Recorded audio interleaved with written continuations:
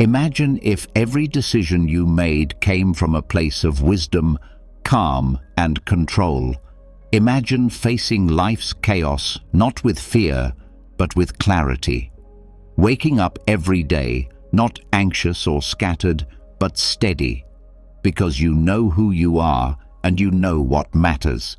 But let me ask you honestly, how often do you feel overwhelmed, lost in emotion, pulled in every direction by things you can't control? That's where Stoicism comes in. Stoicism is not just a philosophy, it's a way of life, a set of timeless principles to help you stay grounded, think clearly, and act with purpose, no matter what life throws at you. And today, you're going to hear 100 Stoic laws that can completely change how you see the world. These aren't just quotes, they are tools, mental armor. The more you hear them, the deeper they will sink into your mind. And the more they sink in, the stronger, calmer, and more focused you become. So listen closely. Let each law shape your thoughts, your choices, your actions. But first, I want you to make a promise to yourself. Write in the comments, I am in control. You're not just typing words, you're starting a shift, a new mindset. Every time you repeat it, you're training your brain to respond, not react, to choose strength over weakness, calm over chaos. So write it down now, and let's begin. Absolutely. Here's number 1. Train yourself to love discomfort, not just endure it rewritten in the same exact style and tone as your original example, using simple English and approximately 360 words. Number 1. Train yourself to love discomfort, not just endure it. Discomfort is not something to fear. It's something to train for. Most people avoid it. They stay in their comfort zones because it feels safe, easy, familiar.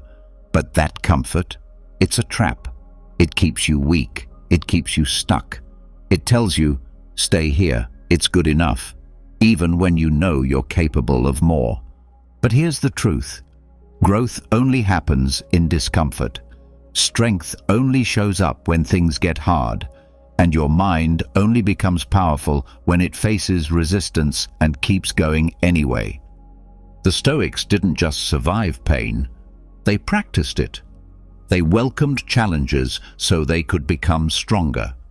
Epictetus lost his freedom, walked with pain, and still chose to rise every single day. Not because he liked suffering, but because he understood.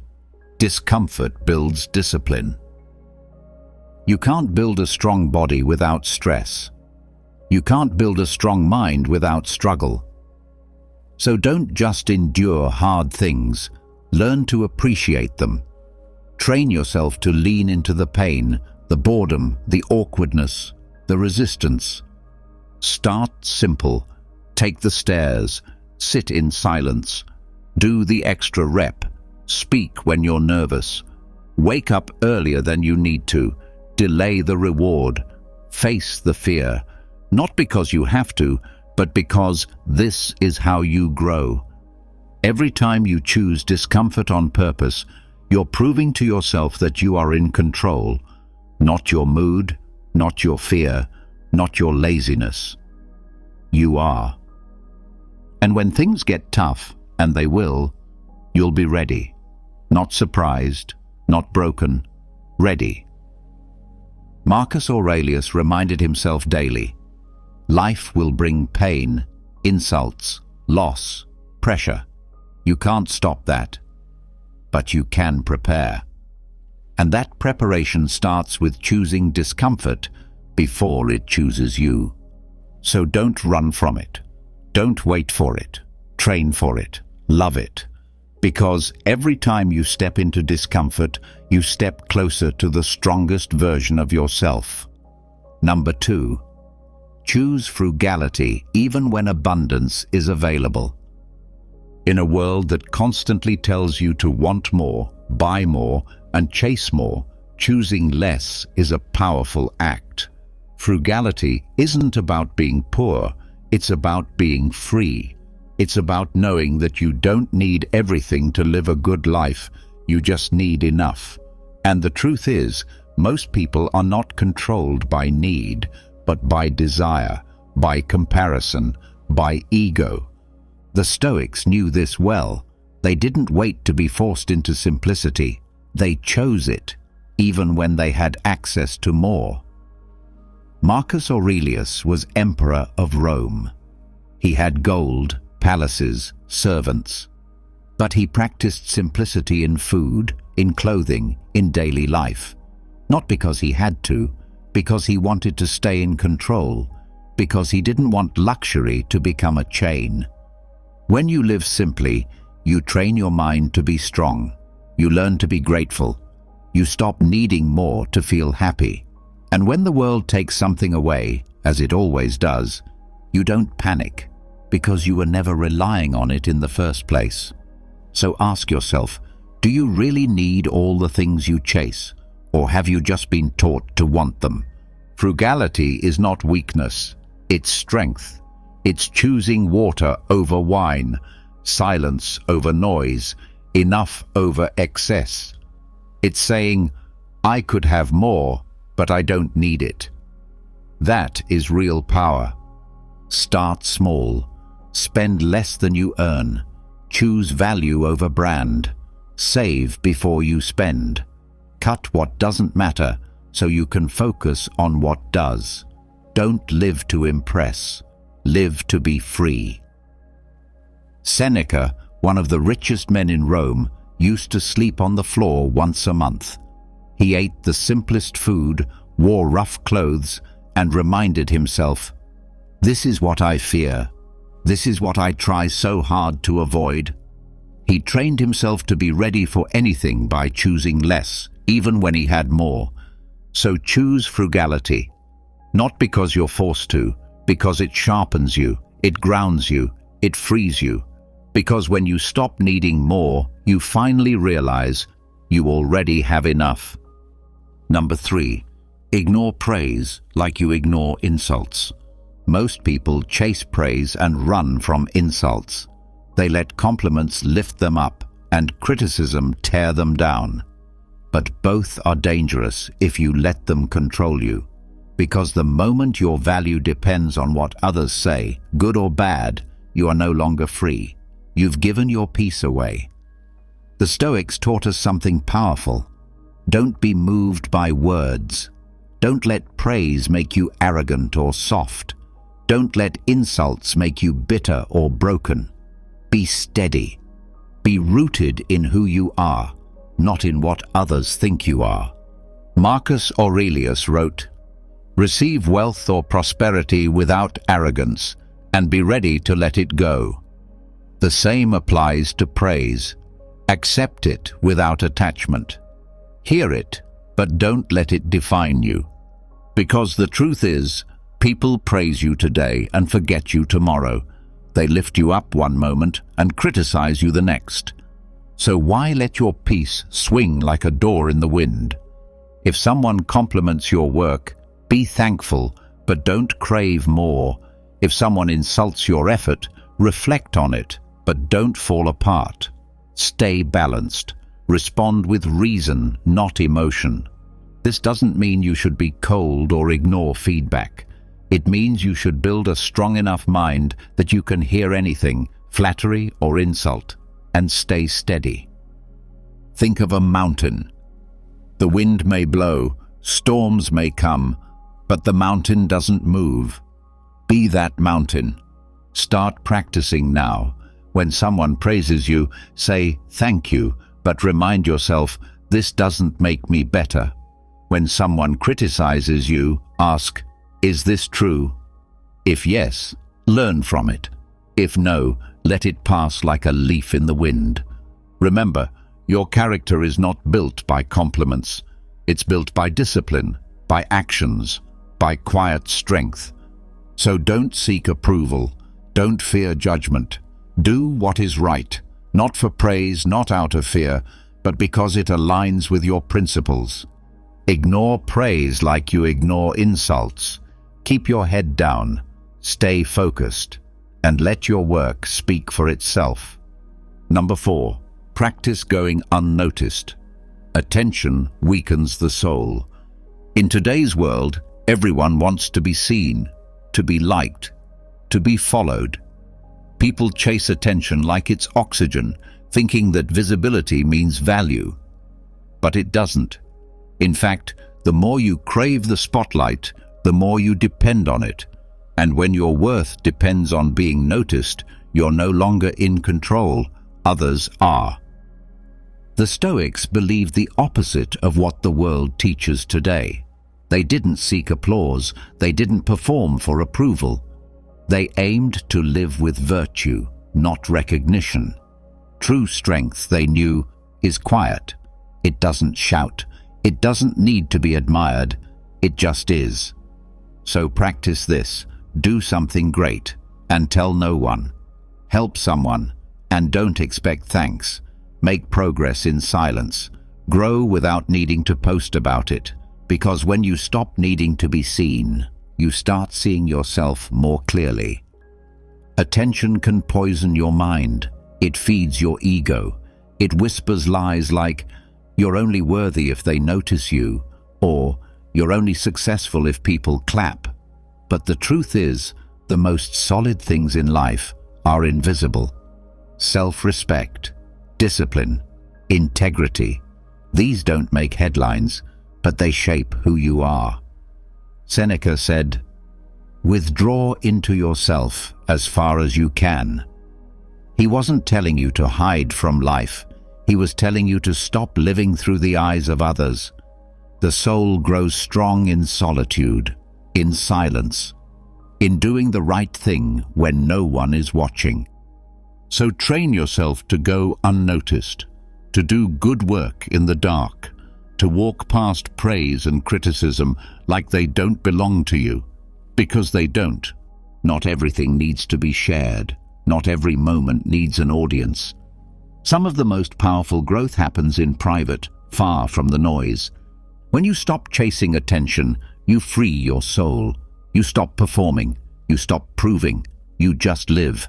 And that is rare. That is powerful. So let others chase likes, followers, and praise. You chase excellence in silence. Build strength quietly, and let your life, not your noise, do the talking. Number 5. Disrupt your habits to prove you're not their slave. Habits are powerful.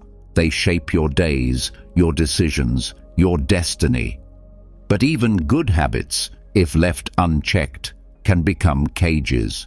They can quietly take control, turning into routines you follow without thinking.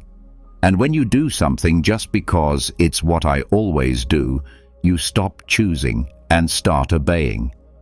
The Stoics warned us, never let anything, even your own routines, become your master. You must remain the one in control, the one who chooses, the one who can stop, shift, or change course at will. So, test yourself. Disrupt your habits on purpose. Skip the coffee. Take a different route. Break your schedule.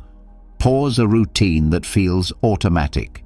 Not to punish yourself, but to prove to yourself that you are free. Because here's the truth. Anything you can't stop is ruling you. And the more attached you are to your comforts and patterns, the easier it is to forget your power. That's why the Stoics practiced letting go, why they welcomed discomfort, why they broke their own routines.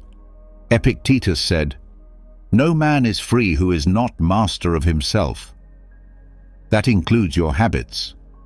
They should serve you, not the other way around. This doesn't mean habits are bad.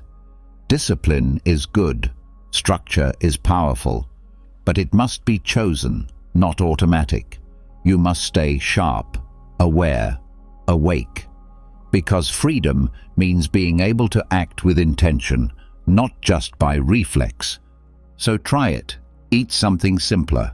Delay your usual reward. Work out at a different time. Go without something you need. feel the discomfort, and smile. That's your independence getting stronger. Even small disruptions remind you that you are not a machine. You are a thinker, a chooser, a master of your life. Don't be a slave to routine. Be a warrior of awareness. Remember this: you control the habit. The habit doesn't control you. And the moment you prove that, even in small ways, you reclaim your freedom. So from time to time, break the pattern. Feel the pull and step the other way. That's how you stay free. That's how you stay strong. Number 6, don't let consistency become complacency. Consistency is powerful. It builds habits. It creates structure. It helps you grow step by step, day by day. But here's the danger no one talks about. Consistency can turn into complacency if you're not careful. When you repeat the same actions every day, your mind can go on autopilot. You stop thinking, you stop improving, you say, "I'm doing enough," and you settle. That's not discipline anymore. That's comfort disguised as progress. The Stoics never told us to stay still. They told us to stay sharp. They warned against drifting through life just because things seem fine. Marcus Aurelius reminded himself daily not to waste the gift of life through lazy routine. He didn't want to just repeat actions. He wanted to be present in them, aware, intentional. So ask yourself, are you truly showing up each day with purpose or just going through the motions? There's a big difference between momentum and stagnation. One moves you forward, the other keeps you stuck, even if it feels productive on the surface. You might wake up early, go to the gym, write in your journal, check all the boxes, but without awareness, without hunger, it becomes a checklist, not a challenge. Challenge is what makes you grow. So yes, stay consistent. But within that consistency, always push, always reflect, always aim for better. Do your workout, but do it with effort. Read your book, but absorb every word. Meditate, but don't just sit. Breathe, focus, be there. The moment you stop questioning yourself, you stop improving. The moment you say, "This is good enough," you lower your standard. And when your standards drop, so does your strength. Seneca warned that a comfortable life leads to a soft soul. Don't let routine lull you into sleep. Keep your edge. So don't just be consistent. Be awake in your consistency. Be sharp. Be active. Be hungry. Let your habits serve you, but don't serve your habits. Discipline is not about repeating. It's about rising. Stay consistent, but never, ever become complacent. Number 7, deny yourself identity. Labels are prisons. People love labels. They want to be something, to be called something. I'm a winner. I'm a leader. I'm an artist. I'm a failure. They cling to titles, roles, personalities, as if those words are who they really are. But labels are not freedom. They're cages. Once you wear a label, you start living for it. You stop growing and start performing. The Stoics knew this. They didn't ask, "Who am I?" They asked, "What am I doing right now? Is it good? Is it just? Is it wise?" That's what mattered. Not the name, not the image, not the brand. Because here's the truth. The more tightly you hold on to an identity, the more fragile you become. If you call yourself strong, what happens when you feel weak? If you call yourself successful, what happens when you fail? If your worth is tied to a label, life only needs to shake it a little to break you. Let go of the need to be someone. Focus on being no one, so you can become anything. Be disciplined, not a disciplined person. Speak with honesty, not because that's who you are, but because it's right. Let your actions speak for themselves, and when the moment calls for change, change. When the moment calls for humility, drop the ego. Marcus Aurelius was the most powerful man in the world, but to him, he was just a man, a servant of reason, a student of life, not a king, not a god, just someone trying to do the right thing, moment by moment. Strip off your labels. Don't be trapped by introvert, extrovert, failure, genius, athlete, creator. These are just words, not limits, not truths, just names we give to things that are always changing.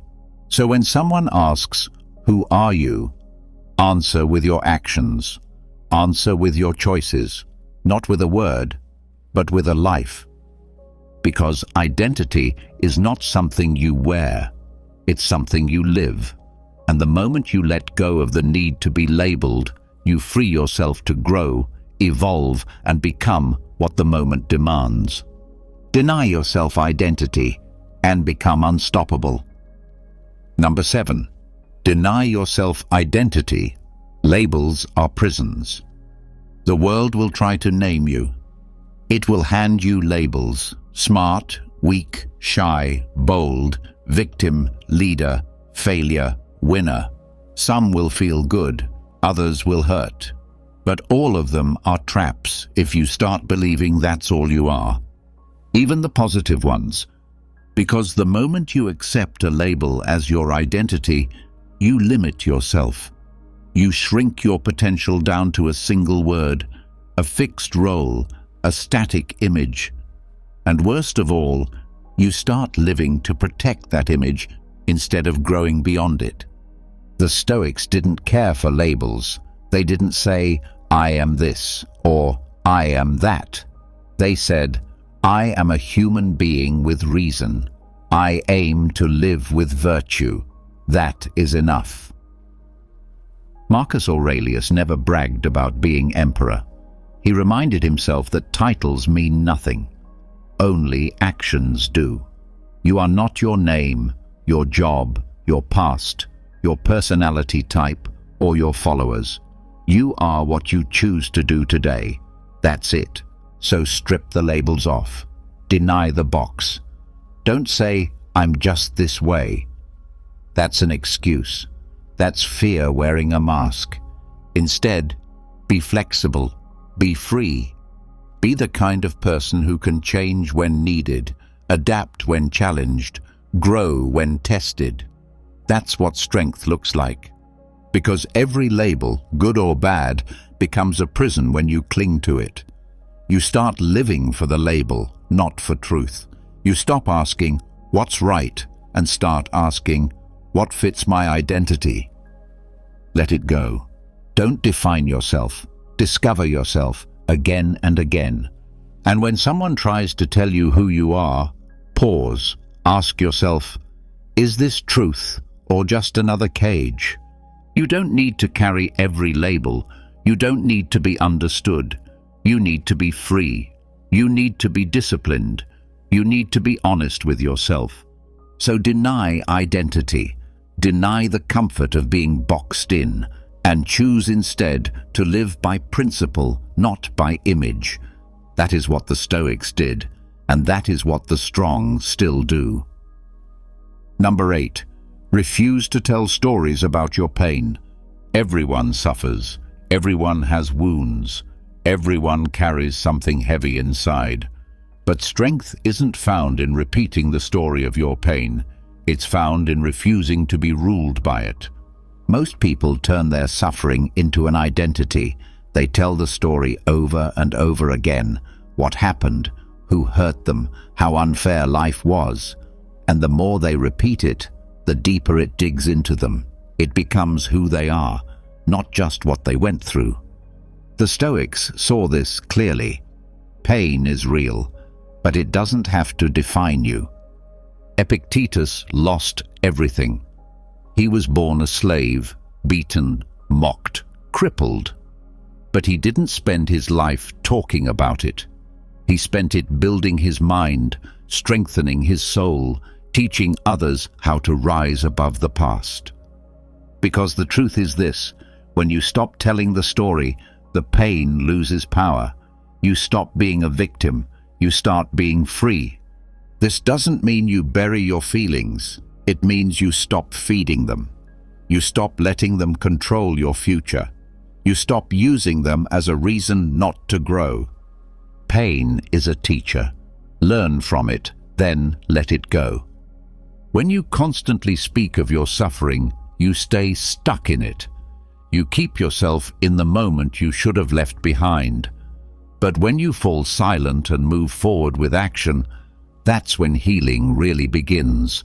The world will invite you to share, to vent, to express. But not all expression leads to strength. Some keeps you in the wound. Stoics didn't vent. They transformed. They took pain and turned it into discipline, clarity, purpose. So ask yourself, do I need to talk about this, or do I need to rise above it? You don't have to forget what happened.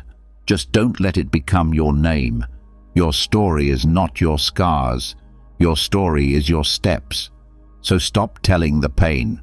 Start walking the path. Quietly, powerfully. Forward. Number 9. Sleep on the floor once a month, just to stay ready. You live in comfort. A soft bed, a warm room, clean sheets, pillows fluffed just right. And there's nothing wrong with that, until comfort becomes something you can't live without. That's when it turns from a gift into a weakness, from a choice into a crutch. The Stoics knew this. That's why they practiced hardship on purpose. Seneca, one of the richest men in Rome, slept on the floor. He wore rough clothes. He ate plain food, not because he had to, but because he chose to. He asked himself, "Is this what I fear?" And every time he answered, "I can handle this," he became stronger. When you sleep on the floor, you remind yourself that you can survive without luxury. You teach your body to be okay with less. You train your mind not to panic when life gets harder, because you've already been there by choice. Once a month, clear the bed. Lay down a blanket. Feel the cold, the hardness, the silence. It will be uncomfortable. That's the point. You're reminding yourself, I don't need perfect conditions to rest. I don't need comfort to have peace. I am stronger than that.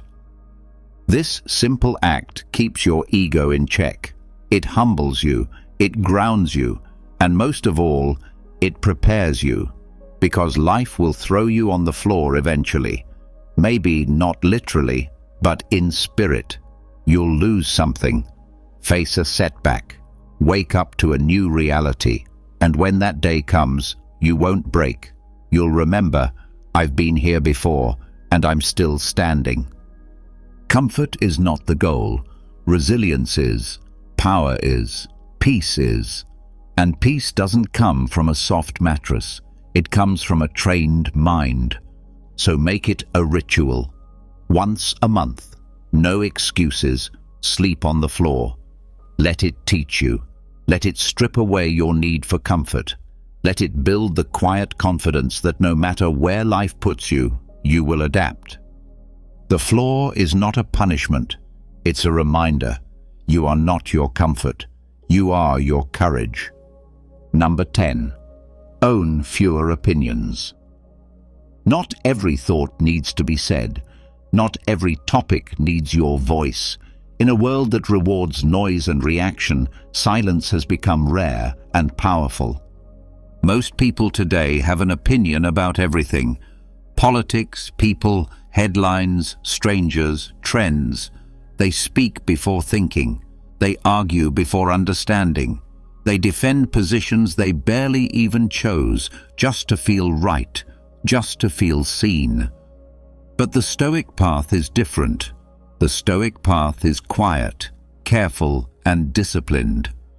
Owning fewer opinions doesn't mean you stop thinking. It means you stop clinging. You stop reacting to everything like it's your duty to speak. It's not.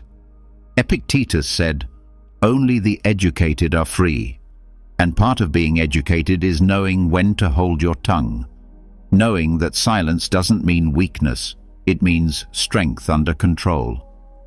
When you form too many opinions, your mind becomes cluttered. You lose focus.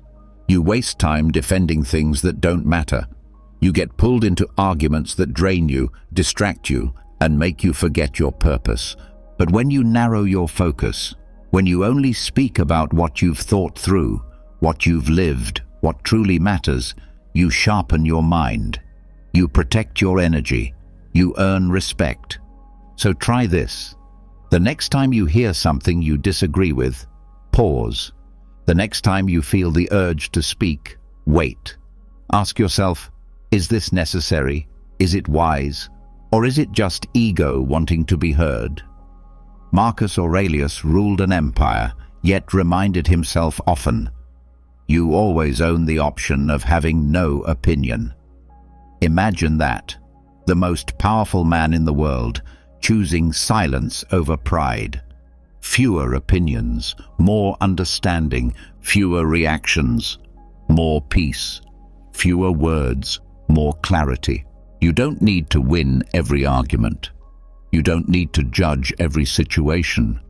You don't need to share every thought. Discipline your mind by disciplining your mouth. Be slow to speak, be quick to listen, and let your actions, not your opinions, show who you are. Because strength isn't loud, it's calm, it's focused, it's quiet. Own fewer opinions, and you'll own more of yourself. Number 11. Every desire is a teacher in disguise. Desire isn't just a feeling, it's a message. Every time you want something, comfort, approval, pleasure, recognition, it's telling you something about yourself. Most people never stop to ask what that something is. They just chase the feeling. They follow the urge, and slowly, without knowing it, they become slaves to it. The Stoics taught the opposite. They didn't see desire as something to blindly follow. They saw it as something to study, to question, to understand. They asked, "Why do I want this? Where is this leading me? Is this desire helping me grow, or is it pulling me away from who I want to be?" Every desire is a test, a mirror, a chance to learn. When you crave luxury, ask yourself, do I really need this? Or am I trying to impress someone? When you hunger for praise, ask, is my worth tied to their approval? When you want to escape discomfort, ask, what am I running from? Desire is not always wrong, but it's never neutral. It either builds you or weakens you. That's why you must observe it, not obey it. Marcus Aurelius reminded himself daily, you are not what you feel, you are what you do with what you feel. Desires come and go, but your choices, they shape your soul. So next time desire rises up, pause. Don't react. Study it. What does it reveal? What does it expose? What part of you is still untrained? Let desire teach you. Let it show you your attachments, your fears, your ego. Let it lead you back to discipline, back to purpose, back to truth. Because once you start using your desires as lessons, you stop being controlled by them. You stop chasing every feeling. You start leading your life with wisdom, not impulse. Remember, desire will knock on your door every day, but you get to choose whether you answer with weakness or with awareness. So listen carefully. Every desire has something to teach. If you're willing to pay attention, it can guide you, not to more craving, but to more clarity. Number 12. Thoughts are guests. Don't offer them wine. Not every thought that enters your mind deserves your time. Not every worry, fear, or memory needs to be entertained. Thoughts come and go, like visitors. Some stay for a moment, others try to take over. But the Stoic knows you don't have to serve them, feed them, or let them take control. Your mind is your house. You are the gatekeeper. Just because a thought knocks on the door doesn't mean you invite it in, sit it down, and pour it a glass of wine. A painful memory? Let it pass. A flash of anger? Let it pass. A sudden fear about tomorrow? Let it pass. Observe the thought, but don't become the thought. Epictetus said, "It's not what happens that upsets you, but how you think about it. And most of the time, what hurts us is not the thing, it's the story we keep replaying. We take a passing thought, and we feed it. We give it wine, we talk with it, we believe it's real. That's when it takes over. That's when peace disappears." But what if you didn't do that? What if you simply watched the thought come in and let it walk right back out? The Stoics trained for this. They didn't try to stop thoughts from coming. They trained not to be ruled by them. Marcus Aurelius reminded himself daily, "You have power over your mind, not outside events. Realize this, and you will find strength." So next time a negative thought shows up, don't panic. Don't fight. Just watch. Say to yourself, "That's just a thought. It's not truth. It's not me." And move on. Don't give every thought attention. Don't give every emotion a seat at your table. Some thoughts will tempt you. Some will try to scare you. Some will flatter your ego. Let them pass. Don't pour them wine. Don't make them feel at home. Your mind is sacred. Keep it clear. Keep it disciplined. Keep it free. Thoughts are guests. Let them knock. Let them leave. But never hand them the keys. Number 13. Train your imagination to stop before it spirals. Your mind is powerful. It can create ideas, build plans, solve problems. But left unchecked, it can also destroy your peace. One thought becomes two, two become 10. And before you know it, you're living in a future that hasn't happened, or a past that you can't change. This is the danger of an untrained imagination. It turns possibilities into fears. It creates stories full of worst-case scenarios, what-ifs, and things that probably won't ever happen. And it all feels real, because your brain doesn't know the difference between imagination and reality. The Stoics warned us about this. They didn't say, "Don't think." They said, "Think clearly, think deliberately, and know when to stop." Marcus Aurelius reminded himself, "Today, I will face hardship, selfishness, and pain. But none of that has power over my mind unless I give it permission." Your imagination is not the enemy, but it must be trained. Otherwise, it spirals. It turns a small problem into a disaster, a delay into failure, a silence into rejection, and most of the time, it's all fiction. So what can you do? Catch the first thought. That's the key. When the worry starts, pause. When the what-if shows up, ask, "Is this happening right now?" When your mind starts writing a story, stop and come back to the facts. The facts are usually simple. You're alive. You're breathing. The room is quiet. The danger is not real. It's imagined. Train yourself to return to the present, to what's in front of you, to what you can control. That's the Stoic way. Not to avoid fear, but to cut it off before it grows. Practice this daily. Observe your thoughts.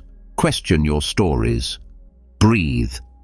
Interrupt the spiral before it takes hold. Because the strongest mind is not the one that thinks the most. It's the one that knows when to stop. So next time your imagination runs wild, don't follow it. Lead it. Bring it back. Take control. Your peace is worth protecting, and it starts by training your mind to stay here, now, steady. Number 14. Laugh when you catastrophize. It shrinks the storm. Your mind is powerful, but it can also be dramatic. One small problem becomes a disaster. One challenge becomes the end of the world. A delay, a mistake, a change in plans, and suddenly your thoughts spiral. What if this ruins everything? What if I fail? What if it never gets better? This is catastrophizing. It's when the mind takes a small crack and imagines the whole structure collapsing. And if you don't catch it, it will control you. But here's the secret the Stoics knew. You don't fight the storm by panicking. You shrink it by changing how you see it. Laugh, not to dismiss it, not to ignore it, but to break its spell. Marcus Aurelius faced war, betrayal, disease, and yet he reminded himself, you don't have to turn this into something more than it is. That's the trick. When your mind starts spinning worst-case scenarios, smile. Say, there it goes again. Say, nice try. Say, this isn't life ending, this is life happening. Laughter brings distance. It reminds you that your thoughts are not facts, that your imagination isn't reality, that you're stronger than the story in your head. Try it.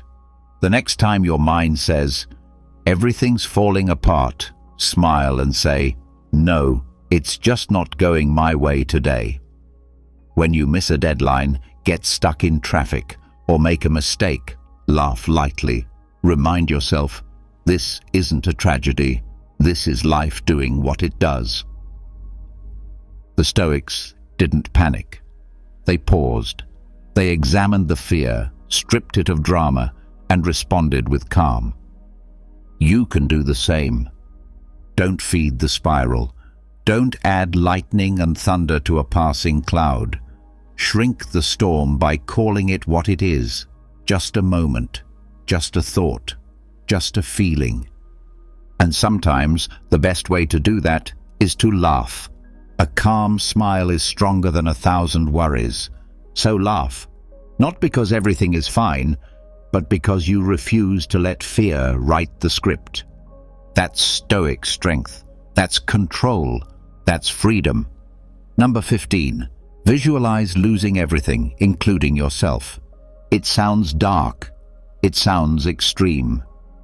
But it's one of the most powerful Stoic practices there is. Imagine, right now, losing everything you love, your home, your comfort, your position, your family, your health, even your life. Not to scare yourself, but to prepare your soul. To remind yourself of one simple truth.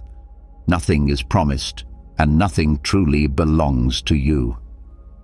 The Stoics called this premeditatio malorum, the premeditation of loss. They didn't do it to feel pain. They did it to build strength, to stop taking life for granted, to stop clinging so tightly, to learn how to let go, even before life forces you to. We walk through life assuming tomorrow will come, that the people we love will always be there, that our body will keep working, that the roof over our head will still be there when we wake up. But the truth is, all of it can disappear in a moment, and pretending it won't protect you, it'll blind you. So practice letting go now, in your mind, every day. Close your eyes and imagine, today is your last day. What would you do differently? Who would you forgive? What would stop mattering instantly? Now imagine losing something you deeply love, not to cause suffering, but to wake up, to remember that nothing is truly yours. You are only borrowing it, your time, your things, even your body. Marcus Aurelius reminded himself, you could leave life right now, Let that determine what you do, say, and think. That's not fear, that's freedom. Because once you've accepted the worst, nothing can shake you. Once you've looked loss in the eye, gratitude becomes natural, petty worries fade, and every simple moment becomes a gift. So visualize the loss, not to live in sorrow, but to live in awareness, in appreciation, in presence. You're not doing this to be morbid, you're doing it to be alive, fully, deeply, truthfully alive. And when the real losses come, and they will, you won't be destroyed. You'll be ready, steady, grateful. Because you practiced what most people avoid, facing the truth and living with your eyes wide open. Number 16. Question urgency. It's often ego in disguise. Not everything needs to be done right now. Not every message needs a reply. Not every decision needs to be rushed. But the moment urgency shows up, your heart races, your breathing tightens, and your mind screams, "Move, fix it, hurry." Pause. That feeling? It's not always wisdom. Often it's just ego, dressed up as importance. The Stoics knew this well. They didn't let panic control their choices. They trained themselves to slow down, to think, to ask, is this urgent? Or does it just feel urgent because my pride is involved? Because urgency often comes from fear. Fear of falling behind, fear of being judged, fear of losing status. You rush to respond, not because it truly matters, but because you want to protect your image. You want to prove your worth. That's ego. Marcus Aurelius reminded himself, if you seek tranquility, do less. But not just doing less. Do what matters, and do it with calm. If something must be done, it can be done without rushing, without panic, without feeding the fire inside you. So next time you feel the pressure to move fast, ask yourself, what's the cost of waiting a few minutes, a few hours, a day? More often than not, the answer is nothing. And in that space, clarity returns. You stop reacting. You start choosing. Urgency says, act now or else. Wisdom says, let me see clearly first. Slow is not weak. Slow is deliberate. It's thoughtful. It's controlled. Train yourself to delay your response. Let the email wait. Let the phone ring. Let the problem breathe. Observe how quickly your ego wants to take the lead, and gently take the lead back. You're not here to live on a ticking clock. You're here to live with purpose. So when urgency shows up, don't bow to it. Question it. If it's real, act with strength. If it's ego, let it go. That's Stoic action, not fast, not frantic, but firm, clear, and calm. Number 17.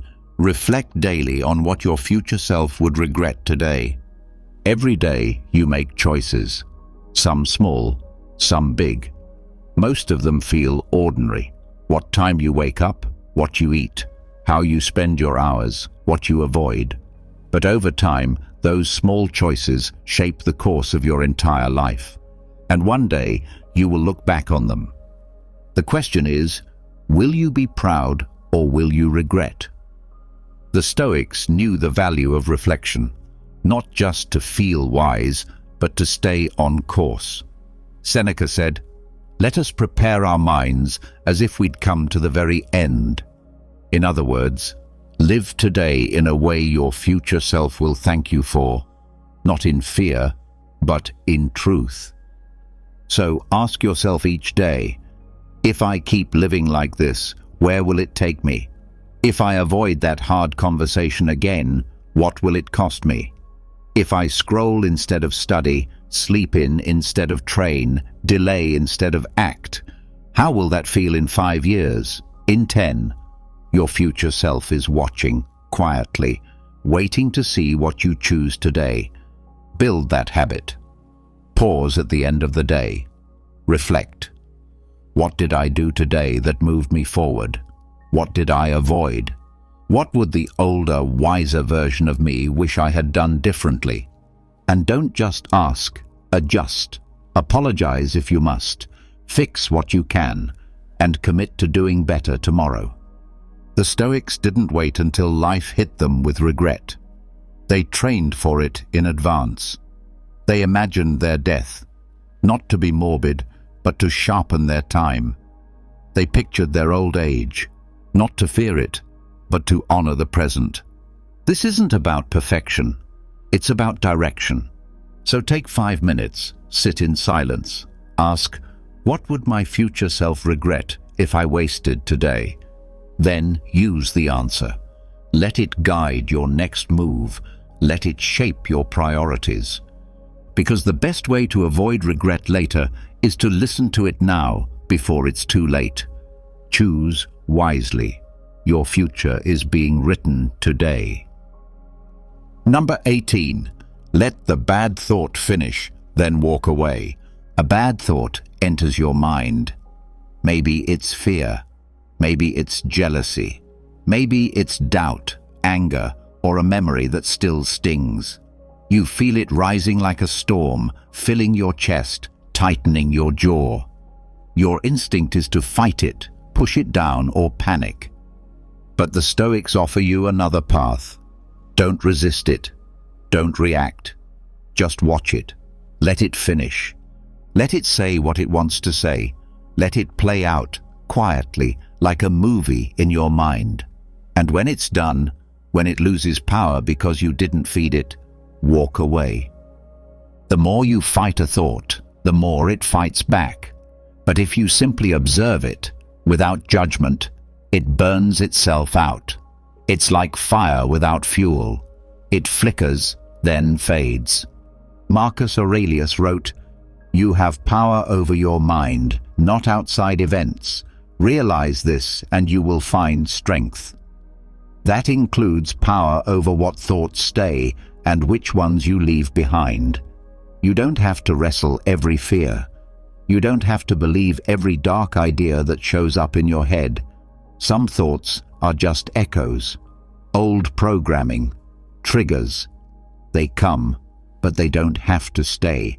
So when the voice says, "You're not good enough," let it speak. Let it run its tired script. Then, calmly, without drama, walk away. Don't argue. Don't explain. Just leave. That is control. That is mastery. You are not your thoughts. You are the one who watches, the one who chooses which thoughts to water and which to ignore. You are not the storm. You are the sky. So practice this. The next time a bad thought visits, give it space to pass. Let it finish. And when it has nothing left to say, don't clap back. Don't dwell. Just walk away. Silently, powerfully, stoically. Because true strength is not shouting over the noise, it's knowing when not to answer at all. Number 19. Speak internally in aphorisms. Your mind is always talking, thought after thought, story after story, most of it noisy, repetitive, and often useless. Worry, doubt, distraction, excuses. If you don't take control of that voice, it controls you. The Stoics understood this, and they found a way to calm the noise. Short, sharp truths. Aphorisms.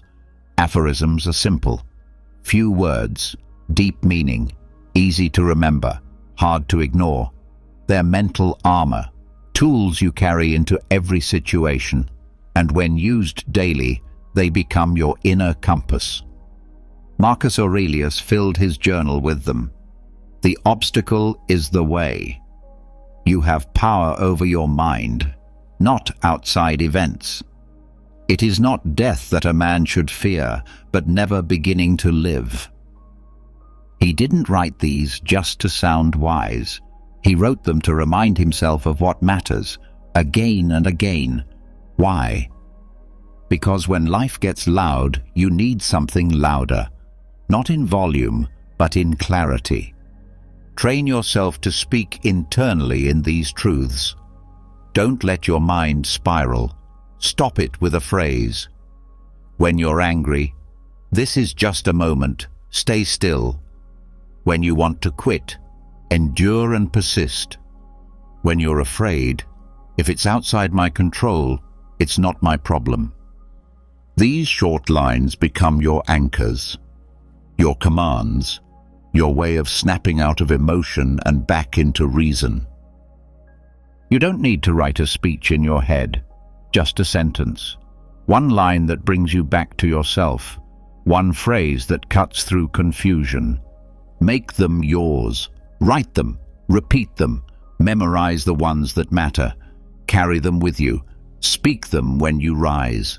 Speak them when you're tested. Speak them when your mind begins to wander.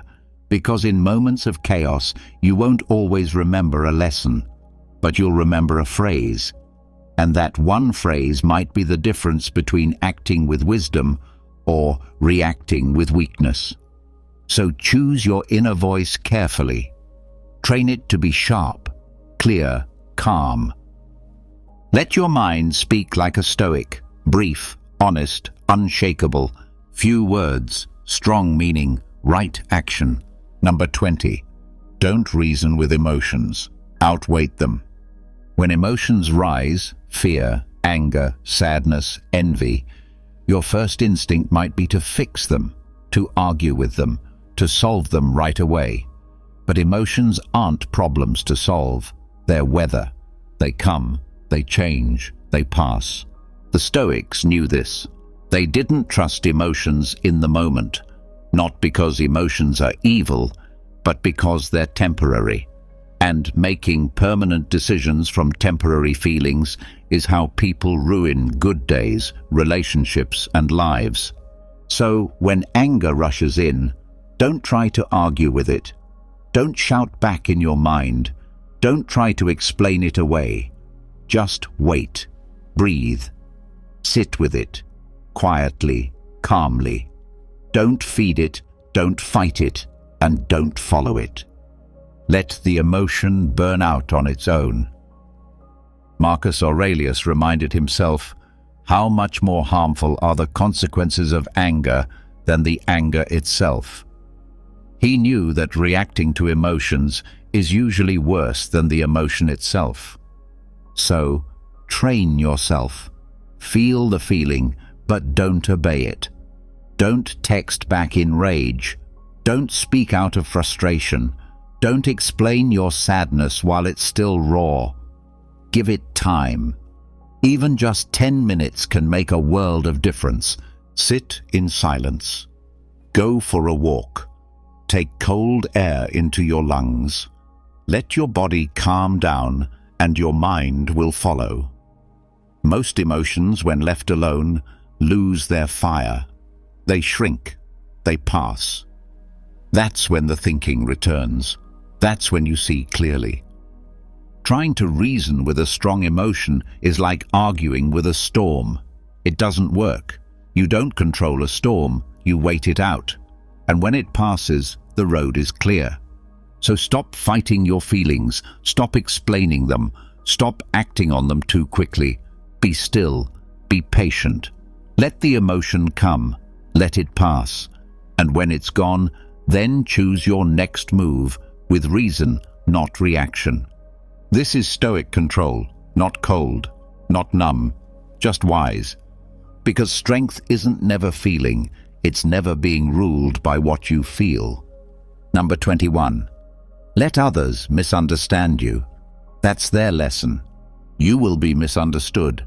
No matter how clear you speak, how honest you are, how carefully you live, someone will twist your words, doubt your motives, or create their own version of your story.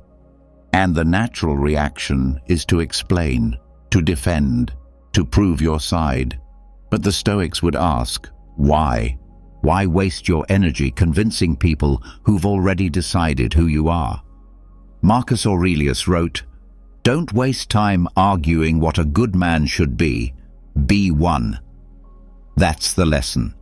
Your job is to live with virtue, not to be understood. Your duty is to act with truth, not to be approved. When someone misunderstands you, it reveals more about them than it does about you. Their need to judge, to label, to twist, that's their burden. Let them carry it. You don't need to fix their perception. You need to remain steady in your principles. That's real strength. Not controlling how you are seen, but controlling how you respond. If you chase validation, you become a puppet. If you depend on being understood, you'll be endlessly frustrated. But if you learn to stay calm in the face of misunderstanding, you gain real power. That doesn't mean you become cold or silent. It means you choose your peace over their approval. You choose your values over their opinions. So next time someone gets you wrong, pause. Don't rush to explain. Don't let your ego lead. Just ask yourself, am I living with integrity? If the answer is yes, let the rest go. You don't need to win their opinion. You need to win your own self-respect. Some people will never understand you, and that's okay. Let them talk. Let them assume. Let them miss the point. Because the more calm you stay in the face of misunderstanding, the more clearly you understand yourself. And that's the real lesson, not for them, but for you. Let others misunderstand you. That's their path. Yours is to stay true. Number 22. Disagree without needing to win. Everyone has an opinion. Everyone thinks they're right. And when someone disagrees with you, your first reaction might be to argue harder, to push louder, to prove your point. But here's the truth. Needing to win every argument is not strength. It's insecurity in disguise. The Stoics didn't argue to win. They spoke to understand. They listened more than they reacted. They valued truth over ego. Marcus Aurelius reminded himself often, if anyone can refute me, show me I'm making a mistake or looking at things from the wrong perspective, I'll gladly change. That's not weakness. That's wisdom. That's control. You don't need to win every disagreement. You don't need to get the last word. You don't need to crush the other person with clever words or loud opinions. What you need is clarity, calm, self-respect. When you disagree, ask yourself, why am I speaking? To learn or to dominate? If it's just to feed your pride, walk away. If it's to grow or help, then speak, but speak with reason, not heat. There's strength in saying, you might be right. There's power in silence. There's discipline in walking away when the discussion becomes about ego, not truth. Let others argue. Let them chase points and praise. You chase virtue, chase understanding, chase peace. Not every disagreement needs a winner. Sometimes the strongest thing you can do is say nothing and let it go, because true confidence doesn't fear being wrong. It doesn't fear someone else disagreeing. It knows that truth doesn't need shouting. It stands on its own. So next time you feel the urge to argue, pause. Ask yourself, do I want to be right or do I want to stay free? Disagree if you must, but don't get trapped in the need to win. Speak with calm, listen fully, and walk away if peace is more valuable than the point. That's Stoic power. Quiet, focused, unshaken. Number 23. Ignore those who measure life by noise. Some people think the loudest life is the best one. They chase attention, applause, activity. They think being busy means being important. That noise equals success. That if everyone's watching, they must be doing something right. But the Stoics knew better. They knew that a life full of noise often means a mind full of emptiness. that the person constantly talking is often the one running from silence, that the ones who truly know speak less and do more. So here's the truth. Not everything loud has value, not every spotlight means success, and not every quiet life is small. Ignore those who measure life by how many people are watching, how many followers they have, how much they post. That's their game. Let them play it. You're not here to impress, you're here to live with depth. A man shouting about his goals is not stronger than the one working in silence. A person constantly showing off their wins is not wiser than the one building in private. Don't get caught in their volume. Epictetus said, "If you want to improve, be content to be thought foolish and stupid." That means letting go of the need to be seen. It means choosing quality over attention, peace over performance. Because real growth is quiet, real focus is invisible, and real strength doesn't need to be announced. So ignore the noise, let others chase it, let them shout. You build, reflect, improve, live deliberately. You don't need to speak constantly. You don't need to share everything. You don't need to perform your life for anyone. Measure your life by how still your mind is, by how calm your decisions are, by how little you need to prove yourself. Remember, the loudest room isn't always the wisest one, and the quietest person is often the most certain. Ignore those who measure life by noise, and let your silence speak louder. Number 24. Practice small acts of humiliation. They're inoculations. Nobody wants to feel embarrassed. Nobody wants to look foolish, weak, or exposed. But the more you fear humiliation, the more power it has over you. The Stoics understood this, and they had a strange but powerful practice. Seek it out. On purpose, in small doses, not to suffer, not to punish yourself, but to build immunity. Because when you face little moments of discomfort, when you do something awkward, strange, or beneath your status and survive it, you realize it doesn't kill you. It doesn't define you. It frees you. Epictetus told his students to wear old clothes, eat plain food, and walk the streets in silence. Not because they had to, but because it trained the mind. It reminded them, I am not my image. I am not my pride. I am not what people think. Try it. Say, I don't know, when you don't. Ask a dumb question. Walk instead of driving. Wear something simple. Admit a mistake. Be wrong and let it sit. Feel the heat of embarrassment without rushing to cover it up. That heat? That's strength being forged. Small acts of humiliation are like mental push-ups.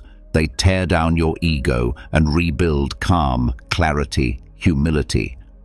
Most people are slaves to their image. They're terrified of what others think. But the Stoic, he's already faced it. He's walked through the fire in small, controlled steps. So when real judgment comes, he doesn't flinch.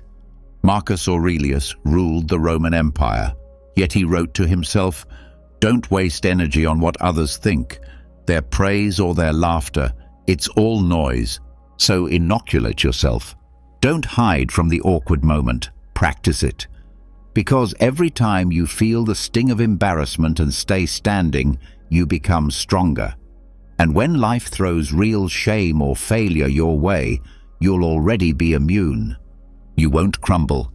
You'll rise, calm, grounded, and untouched by the opinions of others.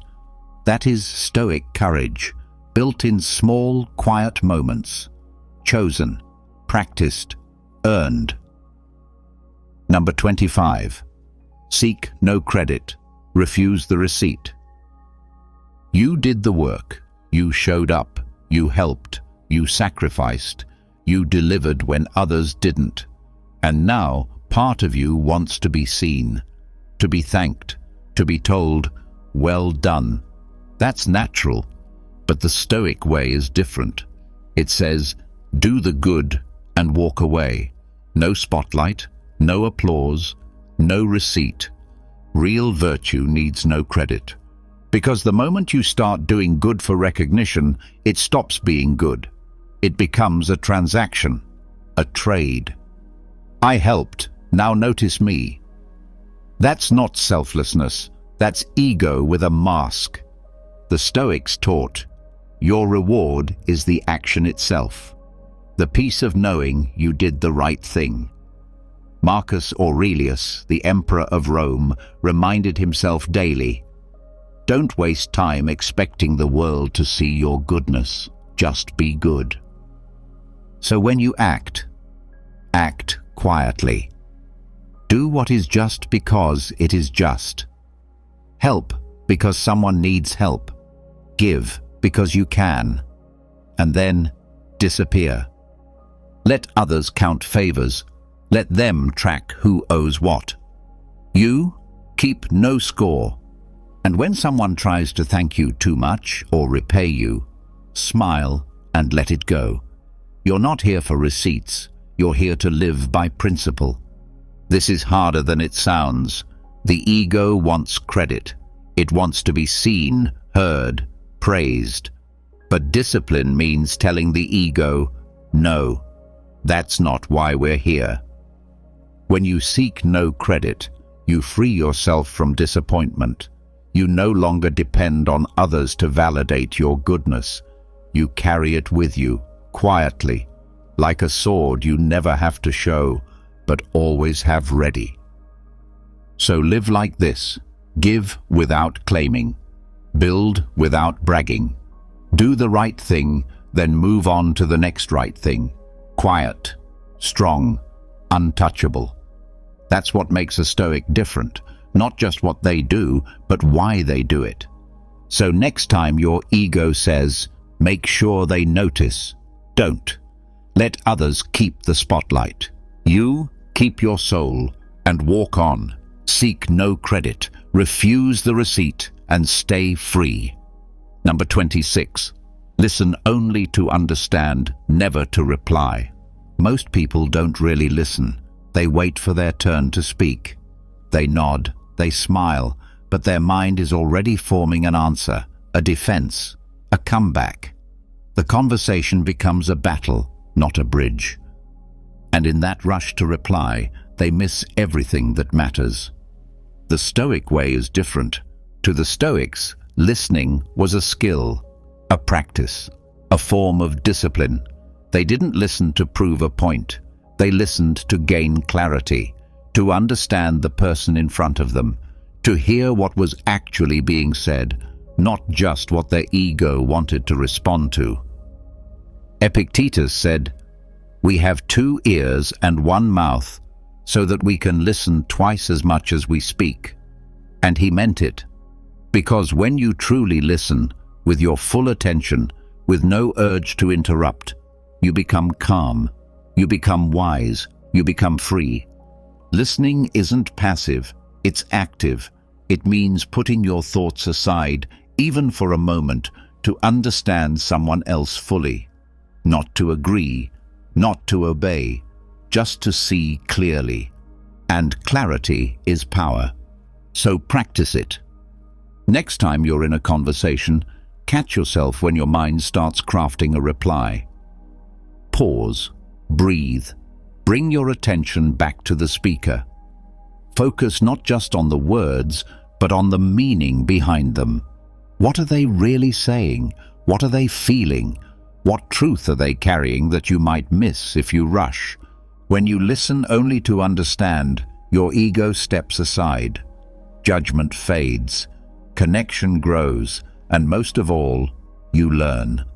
Because people can feel when they're truly being heard. And that kind of presence is rare. It's Stoic. It's powerful. You don't need to have the best answer. You don't need to win the conversation. You just need to hear the truth and let that truth shape your next step. So listen, fully, quietly, not to reply, not to impress, just to understand. And in that silence, you'll find strength. Number 27. Don't correct others unless asked twice. You might see someone making a mistake, saying something wrong, acting out of line, believing in an illusion. And part of you wants to jump in, to fix it, to correct them, to show them the right way. But the Stoic asks, why? Is it truly to help them, or is it your ego needing to be right, needing to feel wiser, needing to be the teacher? There is a time for guidance, a time for truth. But truth, when forced, becomes noise. Advice, when pushed, becomes offense. And correction, when unwanted, becomes control. The wise person doesn't speak every time they can. They speak only when it will be heard. Seneca said, "It is more civilized to make fun of life than to bewail it." He meant, don't take every mistake so seriously. Let others stumble. Let them learn. Let them ask. So here's the rule. Don't correct someone unless they ask you twice. The first time they ask, they may just be polite, curious, not ready. Wait. If they return, if they ask again, that's your sign. Now they're open. Now they're seeking. Now your words might land. And when you do speak, be brief, be kind. No lectures, no ego, no "I told you so," just truth, gently given. This practice teaches you just as much as it teaches them. It teaches patience, humility, control. You don't need to fix everything. You don't need to be the expert in every room. Most people aren't looking for answers. They're looking for affirmation. Let them go their way. Let them discover on their own. That's how real change happens, when they are ready. So the next time you feel that urge to correct, to jump in, to set them straight, pause. Ask yourself, did they ask me once or twice? If not, stay quiet. Trust that truth waits, that wisdom returns, that when they are truly ready, they'll ask again, and then your words will have weight. Until then, say nothing. Don't correct others unless asked twice. Let silence be your strength. Number 28. Drop the urge to defend your name. Someone says something about you. It's not true, or maybe it is, but it stings. Your instinct is to jump in, correct them, explain yourself, defend your name. You want to make things right. You want to be seen clearly. You want to protect your image. But ask yourself this, why? Why fight so hard to control what others think? Why let their words steal your peace? The Stoics taught, your name, your reputation, your image, they are not truly yours. They belong to the world, and if your peace depends on them, you are a prisoner to opinions. Epictetus said, if you want to improve, be content to be thought foolish and stupid. Not because you are foolish, but because the moment you stop needing to defend your name, you become free. Free from chasing praise, free from fear of judgment, free from the noise. Let people misunderstand you. Let them talk. Let them believe what they want. If you know who you are, you don't have to explain it. Marcus Aurelius, Emperor of Rome, had people plotting against him, criticizing him, lying about him. Did he spend his days chasing rumors, correcting every false story? No. He wrote in his journal, "Don't waste time arguing what a good man should be. Be one." Your job is not to defend your name. Your job is to live in a way that makes defense unnecessary, quietly, consistently, with virtue. That means letting your actions speak, letting your discipline speak, letting your calm silence say, "I don't need your approval to be at peace." It's not weakness. It's not giving up. It's strength. It's knowing that truth needs no defense, and ego is the one that always wants to explain, prove, protect. So drop it. Let your name float in the mouths of others. Let them carry it however they choose. You carry yourself with honor, with peace, with purpose. Defend your character, not your image, because names fade. But your inner life, your actions, your mindset, your virtue, that's what lasts. And that's what makes you truly untouchable, stoic, free. Number 29. Smile without needing reason. Most people wait for something good to happen before they smile. A compliment, a reward, a piece of good news. But that kind of smile is borrowed. It depends on the world. And the moment things go wrong, that smile disappears. That's not strength. That's reaction. The Stoics believed in something deeper. They believed your inner state should not be held hostage by outside events, that you can choose peace, calm, and yes, even joy, no matter what the world throws at you. So smile. Not because life is perfect, not because everything is easy. Smile because you are in control. Smile because it confuses the chaos. Smile because your peace is not up for negotiation. Epictetus said, "It's not what happens to you, but how you react to it that matters." A smile, even in hardship, is not fake. It's a signal, a message to yourself. I'm still here. I'm still steady. I'm not shaken. Try it. When things don't go your way, smile. When the day is long, the load is heavy, and no one is watching, smile. Not for show, for strength. This doesn't mean you ignore pain. It doesn't mean you laugh at suffering. It means you carry light, even when the world is dark. You don't wait for the storm to pass to find peace. You bring peace into the storm. That kind of smile, the one that comes from within, for no reason at all, is rare. It's powerful. It says, "I am enough. This moment is enough.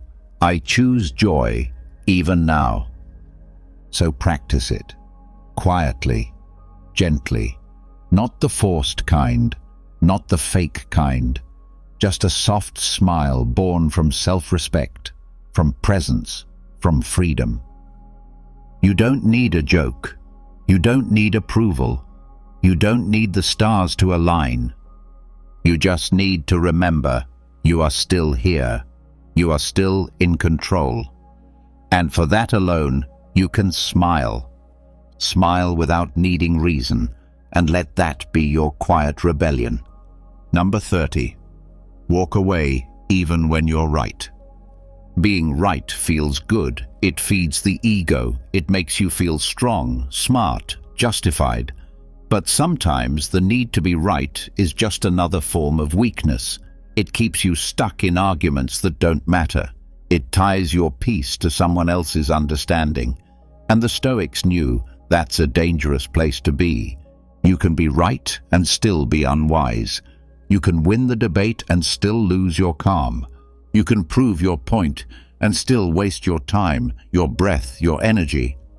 Marcus Aurelius, the most powerful man in the world, reminded himself daily, is this essential?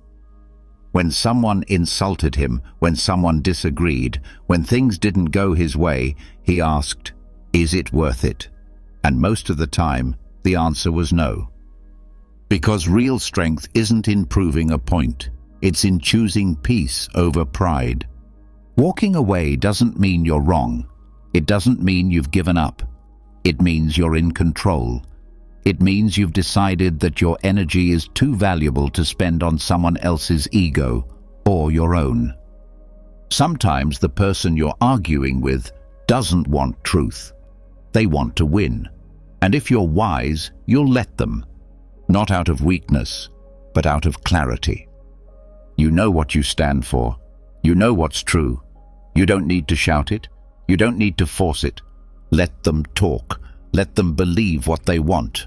You walk away, calm, unbothered, free. That's Stoicism. That's power. The next time you feel the urge to keep going, to argue your point one more time, to make them understand, pause. Ask yourself, what do I gain from this? What do I lose? And if it's just your pride trying to stay alive, smile, then walk away. Because peace is the highest form of power. And walking away when you're right, that's when you know you've won. Quietly, completely, stoically. Number 31. Use hours as coins. Every yes is a theft. Time is your most limited possession. You don't see it, you can't hold it. But every day, a little more is spent. And once it's gone, it never returns. That's why the Stoics treated time like gold, precious, guarded, never given lightly.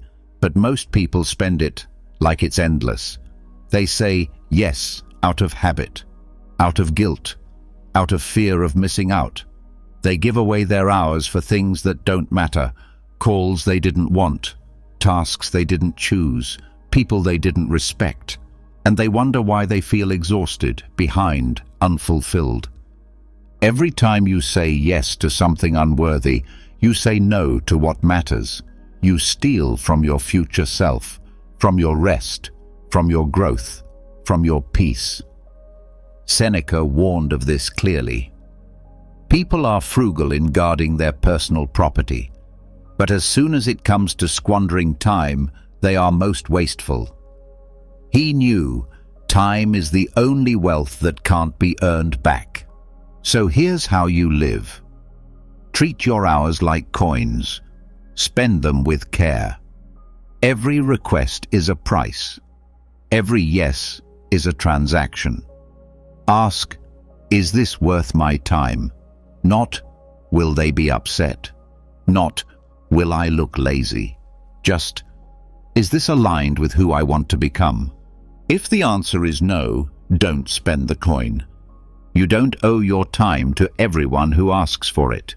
You don't have to attend every event, answer every message, take every call. Your time is yours, not theirs. And when you do say yes, say it fully. Be there. Be present. Make it worth the coin. So start tracking your hours. Guard them. Honor them. Say no more often, not to be rude, but to be free. Because at the end of your life, your time won't be measured by how much you gave away. It'll be measured by what you built, who you became, and how intentionally you lived. Use hours as coins. Every yes is a theft, unless it's given with purpose. Number 32. Track wasted time like a debt owed to the soul. Time is not just passing, it's disappearing. Every hour lost is an hour you never get back. And yet, most people treat time like it's endless. They scroll, they delay, they say, I'll do it later, not realizing that later is a lie we tell ourselves to avoid now. The Stoics treated time as sacred, more precious than gold, more valuable than praise, because once it's gone, nothing can buy it back. Seneca warned, people are frugal in guarding their personal property, but as soon as it comes to squandering time, they are most wasteful. He called wasted time the greatest loss of all, not because it's loud, but because it's quiet. It slips through your fingers while you look the other way. You must learn to track wasted time like a debt, not with shame, but with honesty. When you waste time, it's not just productivity that suffers, it's your soul that pays. That part of you that wants to grow, to build, to live fully. Every hour lost to laziness, distraction, or comfort is taken from that part of you. So start watching. How much time do you spend reacting instead of creating, consuming instead of reflecting, complaining instead of doing? You don't need to be perfect, but you need to be aware. Track your time the way a warrior counts their steps, because each one brings you closer to victory or further from it. Time is not just a number on a clock. It's your life, measured out in moments. Waste it and you drift. Guard it and you rise. Set limits. Say no more often. Schedule your focus. And most of all, notice the little leaks. The 10 minutes here, the mindless scrolling there. They add up. They build a habit of avoidance. So keep score, not to punish yourself, but to stay awake. Because every minute you waste is a minute you owe back to your soul. And your soul, it came here to do something meaningful. Pay your time with purpose. Spend it with care. And never forget, this moment is the only one you truly own. Number 33. Cancel convenience. Struggle sharpens the mind. We live in a world built for ease. One click. Same day. Instant everything. And while convenience saves time, it also steals something far more valuable. Your edge. Comfort softens you. It dulls your awareness. It makes your mind lazy. Because when everything is easy, you stop thinking deeply. You stop adapting. You stop growing. And that's dangerous, because life will not always be convenient. The Stoics didn't aim for ease. They welcomed struggle.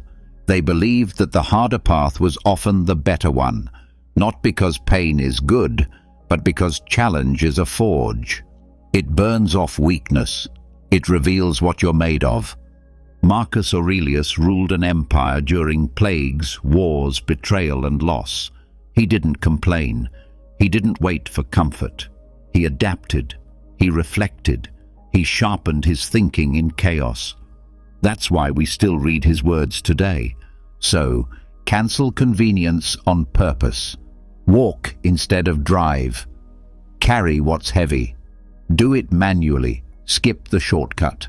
Wake up early. Take the stairs. Cook your food. Face the moment with your full attention, without autopilot. Each time you choose the harder way, you train your mind. You increase your patience, your tolerance, your clarity. You remind yourself, I don't need easy, I just need effort. Convenience asks nothing of you. Struggle demands everything and gives something in return. Wisdom, awareness, control. That doesn't mean seek suffering just to suffer.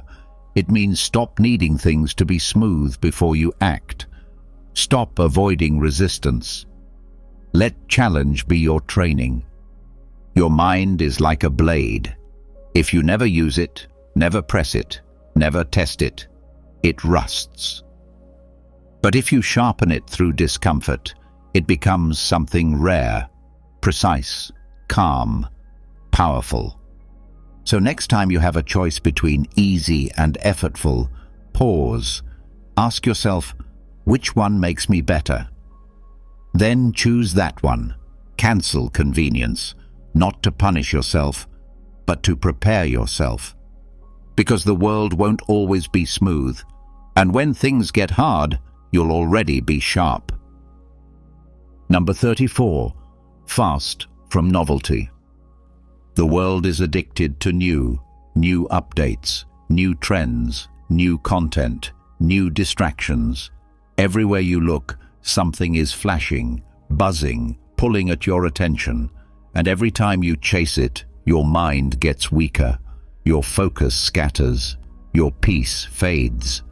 The Stoics knew that constant novelty is not excitement, it's erosion. It erodes your stillness, it steals your ability to stay present.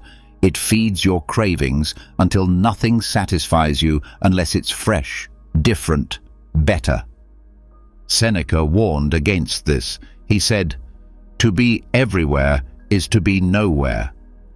When you're always jumping to the next thing, you never go deep. You never master anything. You never truly think. You just consume, scroll, chase. So what's the antidote?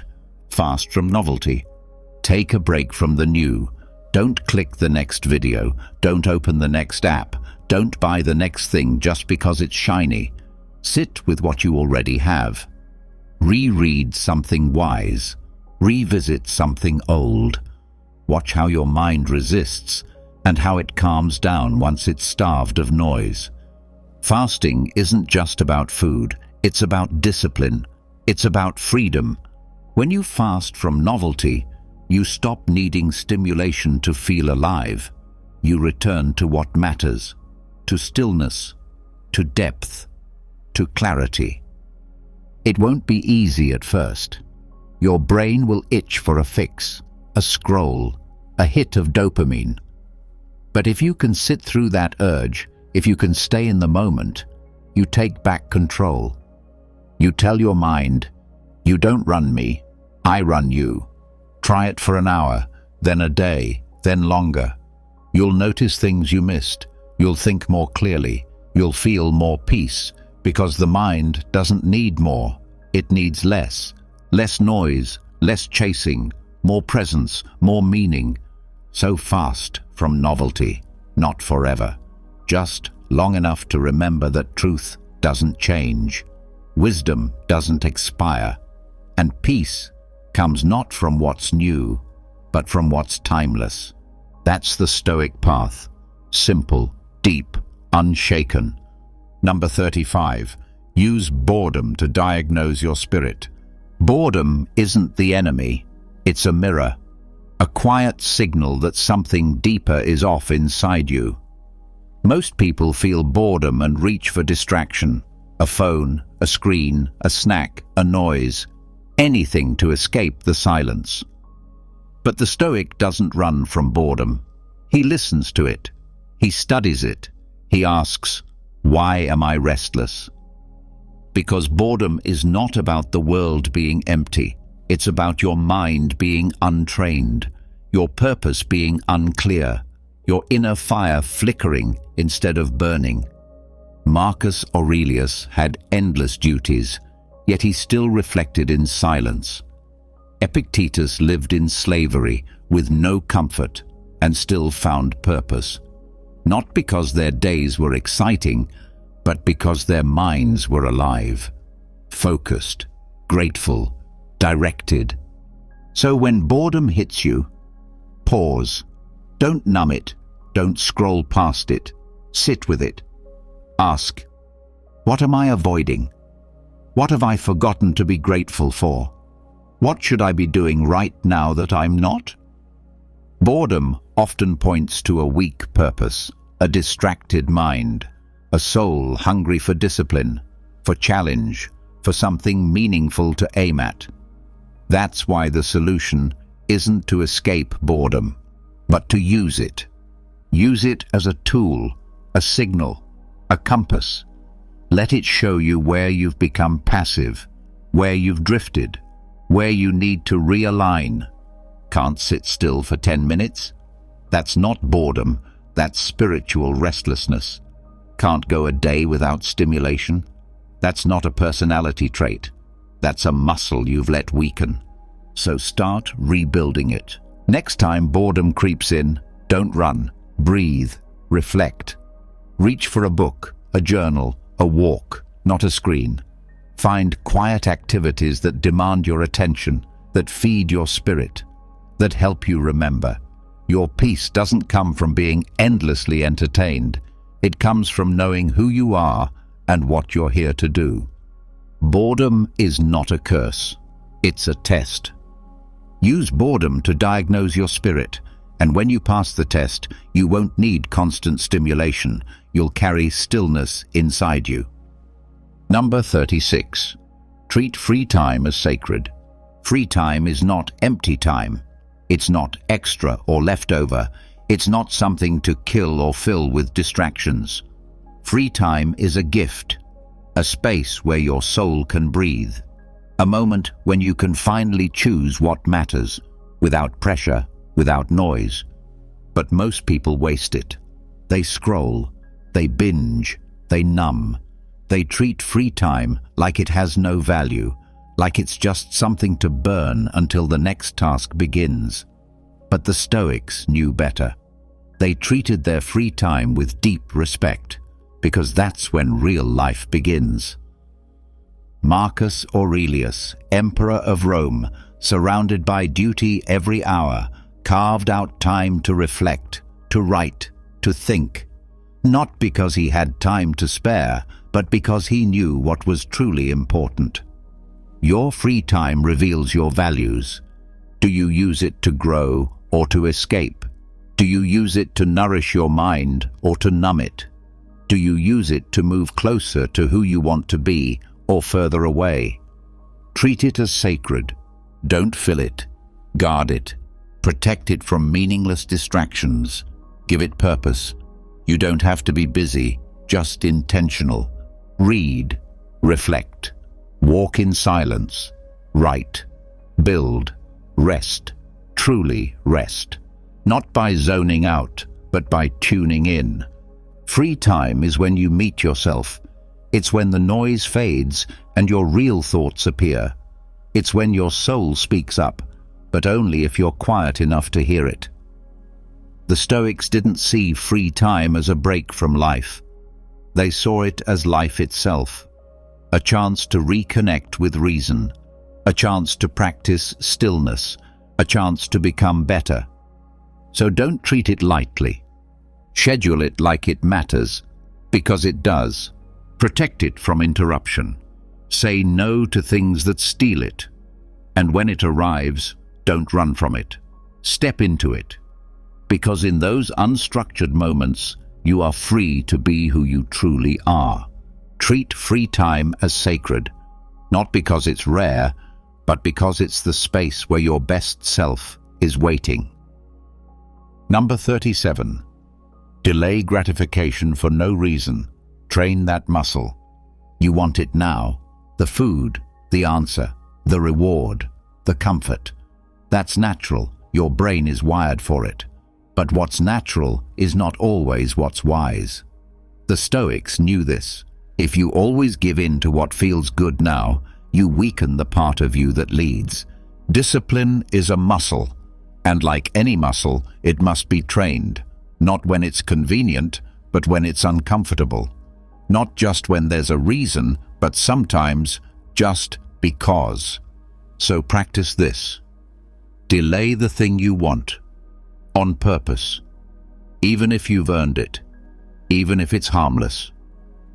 Wait 10 more minutes, 1 more hour, 1 more day. Not to punish yourself, but to prove to yourself, I'm in control. Seneca said, "It is not the man who has too little, but the man who craves more, that is poor." And that craving, that itch to satisfy desire immediately, is what makes you fragile. When you delay gratification, you build something most people lack: internal strength. You remind your body and your mind that you are the master, not the craving, not the urge, not the impulse. It can be simple. Don't check your phone right away. Don't reach for the snack. Don't open the message. Just sit in the space between wanting and acting. That space is where strength is built. And don't always wait for a good reason to delay. Do it randomly, quietly, without reward, like a warrior training in silence. Because life won't always give you what you want when you want it. And if you've never practiced waiting, you'll fall apart when you're forced to. So start now. Make it a habit. Delay something daily, not because you have to, but because you choose to. And each time you do, you reinforce a deeper truth. I don't need to satisfy every urge. I am not my craving. I am stronger than that. Delay gratification for no reason.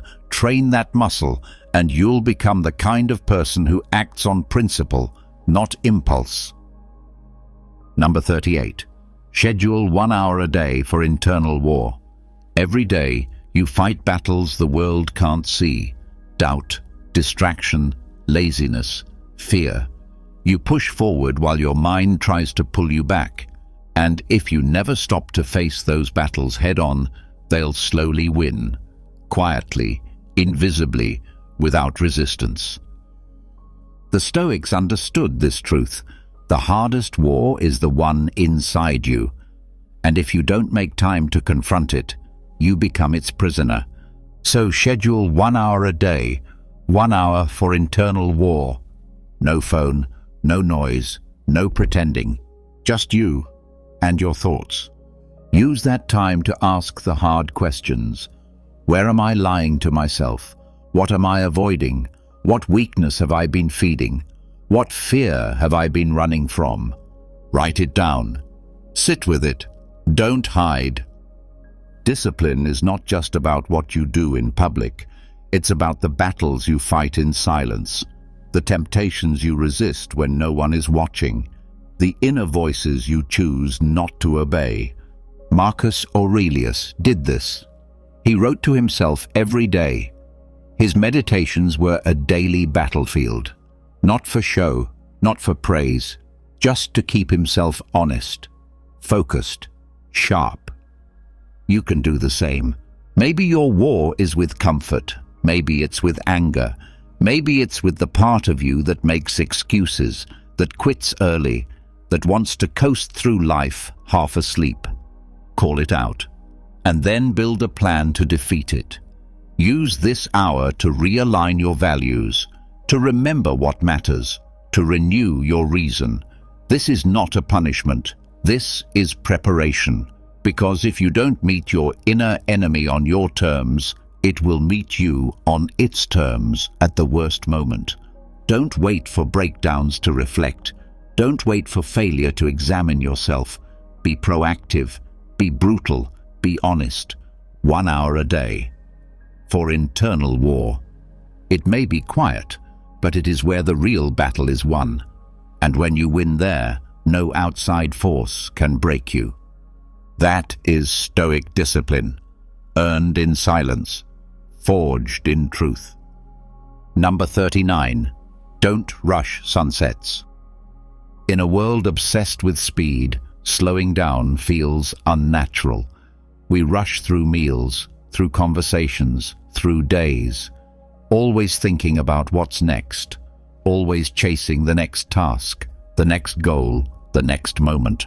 But in that rush, we miss life itself. The Stoics taught presence, not just in crisis, but in beauty, not just in hardship, but in peace. And one of the simplest, most powerful practices is this: don't rush the sunset. When the day ends, pause. Watch the sky change. Let it take its time. Don't check the clock. Don't reach for your phone. Don't try to capture it. Just be there, still, aware, grateful. Because that sunset isn't just a pretty view. It's a reminder that the world doesn't hurry, that endings can be beautiful, that some things only reveal their power when you slow down enough to notice. Marcus Aurelius, in all his responsibilities as emperor, reminded himself to stop and reflect. He saw every day as a gift, especially its close. Not something to rush through, but something to respect, something to absorb.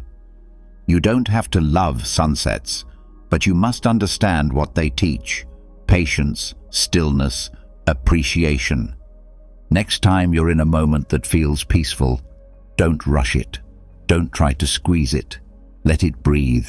Let yourself breathe. Sit in it fully, without asking for more. That's presence. That's power. The same goes for conversations, for rest, for joy. Don't be so eager to move forward that you miss where you are. Don't treat silence as wasted time. Don't treat beauty as a background, because one day the sunset will come and you won't be here to see it. One day it will be your last. So practice now. Slow down. Watch the colors change. Say nothing. Just witness. Don't rush sunsets. Let them end the day the way Stoics end life, with calm, grace, and full attention. Number 40. Kill urgency with ritual. Urgency screams. It tells you to rush, to fix everything now, to answer fast, to act without thinking. It makes your hands shake, your heart race, your mind spin. And if you let it, urgency will own you. It will make you reactive, scattered, and weak. But there's a way to kill urgency, not with speed, but with ritual. Ritual is slow, intentional, grounded. It says, I don't move when panic says move. I move when I decide to. The Stoics didn't let the world rush them. They knew that fast action without clarity leads to regret. Marcus Aurelius faced daily pressure, armies, politics, crisis, but he still began his mornings in reflection, in silence, in ritual. Not because he had time to waste, but because he refused to be owned by the clock. You must do the same. Build small rituals that anchor you. A morning routine that prepares your mind. A writing habit that clears your thoughts. A moment of stillness before a big decision. These rituals are not luxuries, they're shields. They protect you from urgency, because urgency is ego in disguise. It says, if you don't act now, you'll lose control. But control doesn't come from speed, it comes from intention. So when urgency rises, pause, return to your ritual, breathe, light a candle, open your journal, read a passage, stretch your body, do something slow, steady, known. In that moment, you tell your mind, I'm not afraid, I'm not rushing, I'm choosing. The world wants you to sprint through life. Ritual teaches you to walk with power. And here's the truth. Most things can wait. Most emergencies aren't. Most panic fades if you don't feed it. So don't meet urgency with reaction. Meet it with rhythm. Kill it with ritual. Let your routines ground you. Let your habits hold you. Let your stillness lead. Because when the world moves fast, the strongest one in the room is the one who stays calm. That's Stoic leadership, rooted, clear, unshakable. Number 41. Face what disgusts you intellectually. Disgust is a powerful emotion. It rises quickly. It makes you turn away. It says, that's wrong, that's vile, get it away from me.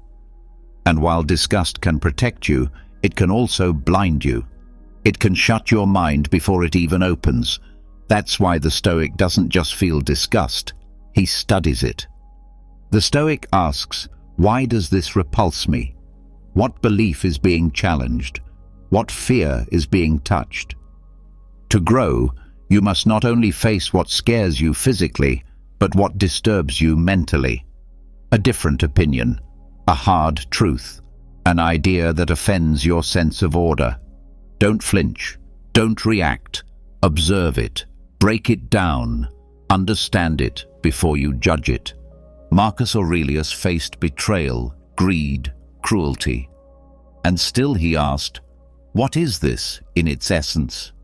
He dissected what disturbed him, not to excuse it, but to learn from it, to respond with reason, not revulsion.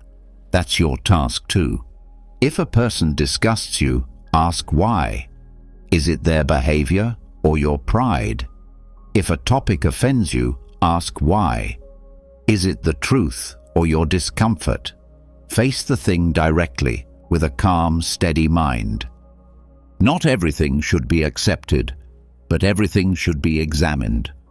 This practice builds strength, it builds clarity, it keeps your mind from becoming narrow, reactive, fragile, because disgust, left unchecked, turns into avoidance. Avoidance turns into ignorance, and ignorance makes you weak. So next time something repels you, Don't look away. Don't shout it down. Don't close the book, scroll past, or slam the door. Breathe. Get curious. Ask, what is this? Why do I react this way? What can I learn here, even if I disagree? That's the Stoic approach. To face even discomfort with discipline. To study even darkness with light. Face what disgusts you intellectually. Not to embrace it, but to understand it. Because what you understand, you can overcome. What you ignore controls you. Number 42. Never outsource difficult conversations. Hard conversations are part of life. They make your heart race. They tighten your throat, but they are necessary. They clear the air. They repair what's broken. They reveal what's real. And if you avoid them, or worse, hand them off to someone else, you trade long-term peace for short-term comfort. The Stoics didn't run from discomfort. They walked into it, calmly, directly, with purpose. You must do the same. When something needs to be said, say it. Don't delegate it. Don't send a message through someone else. Don't type what should be spoken. And don't hope the problem just disappears. Because every time you avoid a difficult conversation, you allow misunderstanding to grow. You give fear more space. You give the problem more power. Epictetus said, "If you want to improve, be content to be thought foolish and stupid." In other words, be willing to face the tension. Be willing to be uncomfortable. That's how you grow. Difficult conversations require clarity, not perfection. You don't need the perfect words, you just need honesty, respect, courage. Start like this. This is hard for me to say, but I need to say it. Then speak the truth. Gently, directly, calmly. No games, no blame. Just truth. People may react. They may disagree. That's okay. What matters is that you showed up with courage, not avoidance. And if someone needs to hear something hard from you, don't write it, don't send it, don't delegate it. Look them in the eye and speak. That's what real strength looks like. Because when you speak hard truths with calm, you build trust. Even if the words hurt, even if it takes time. People respect those who speak with honesty, not those who hide behind silence or middlemen. Never outsource the hard conversation. Face it. Because every time you do, you get stronger, clearer, freer. That's Stoic discipline. That's maturity. That's what leadership looks like. In the mirror, not just in the spotlight. So when the moment comes, don't step back. Step forward, speak, and grow. Number 43. Choose rejection. Seek out no. Rejection stings. It bruises the ego. It triggers fear.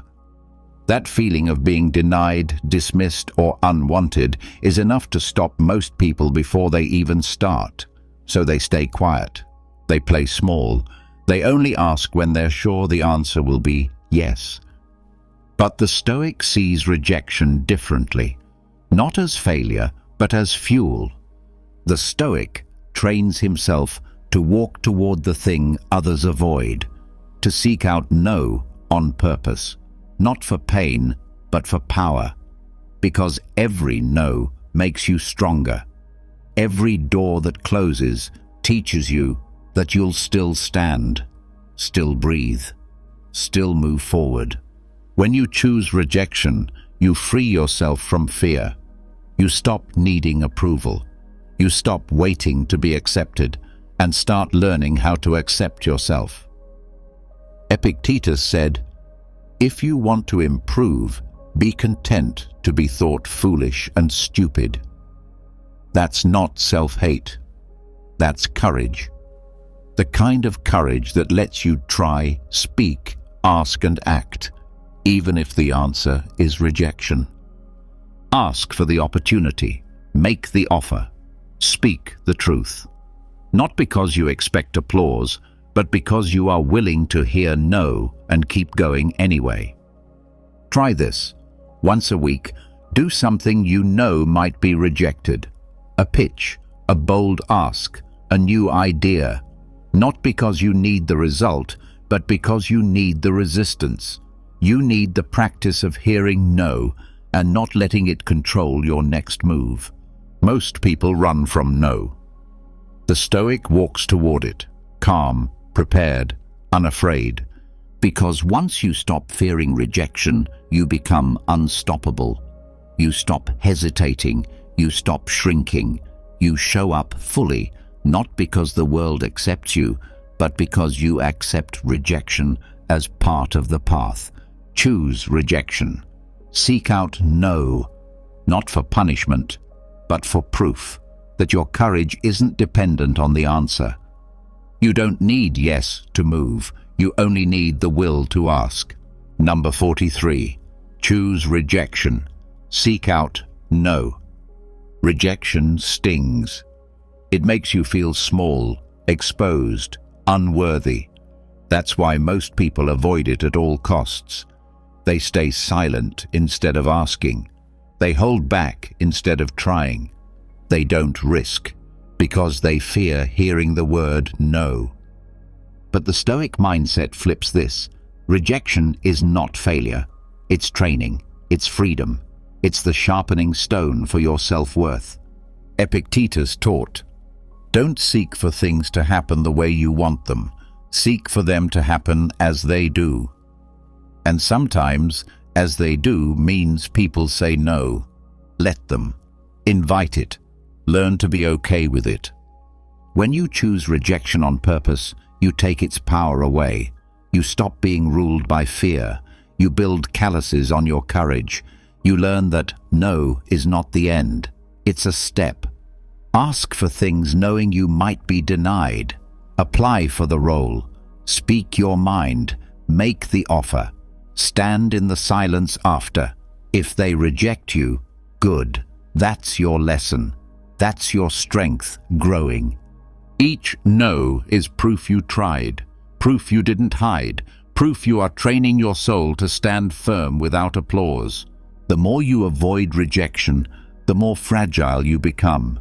The more you seek it, the more unshakable you get. So practice it daily. Ask for something bold. Step toward the door that might close. Make the move you've been putting off, not for the outcome, but for the exposure, for the discomfort, for the courage it builds. Choose rejection. Don't run from no. Go to it, look it in the face and keep walking forward. Number 44. Volunteer for menial work. It's ego fasting. Everyone wants to lead, to shine, to be seen doing the important work.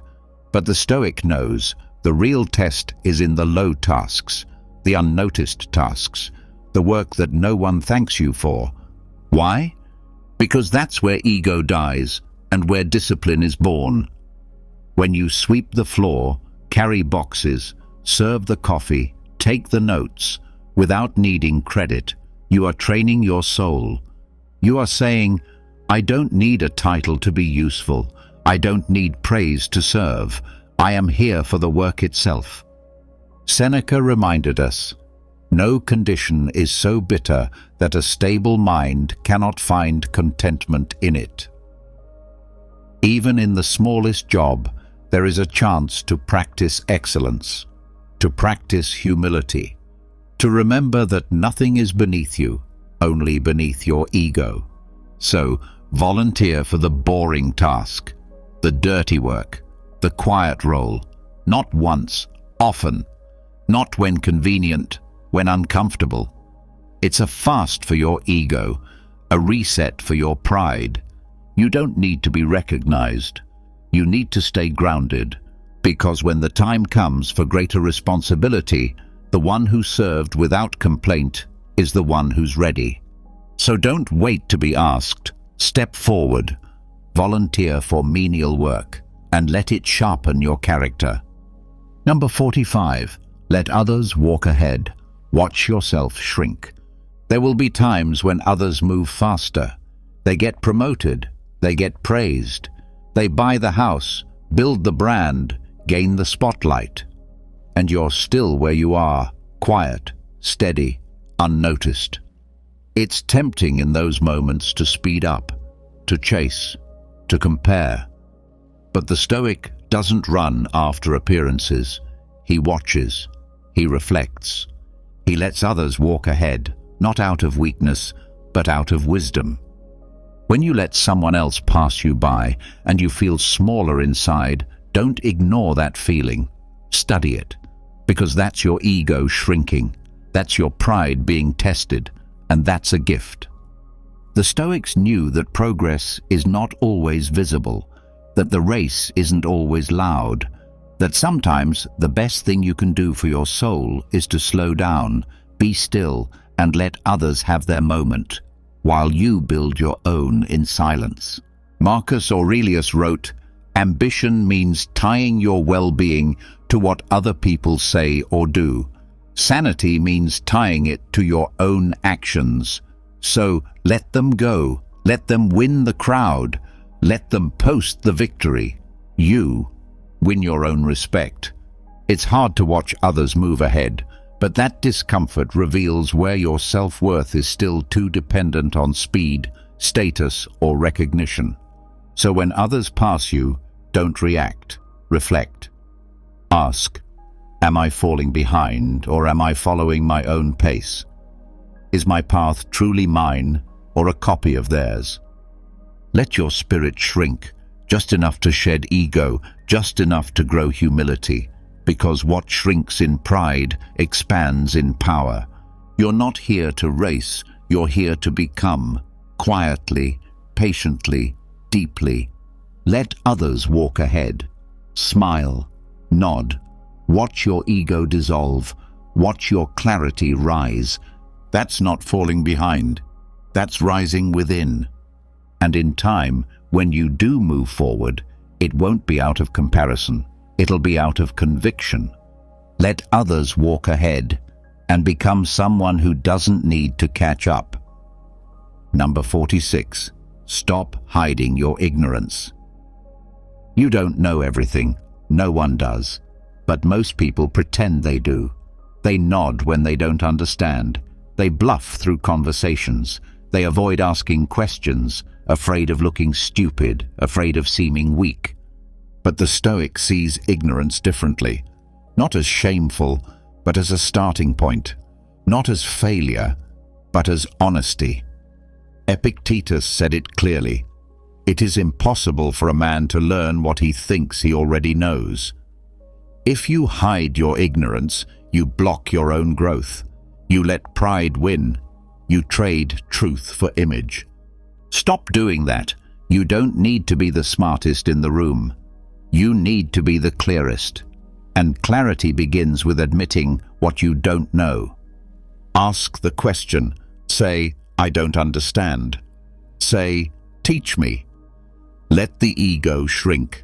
Let curiosity rise. This doesn't make you weak. It makes you rare, because most people spend their lives faking competence instead of building it. The moment you say, I don't know, you open the door to learning. You invite progress. You become a student. And that is one of the most powerful roles you can choose.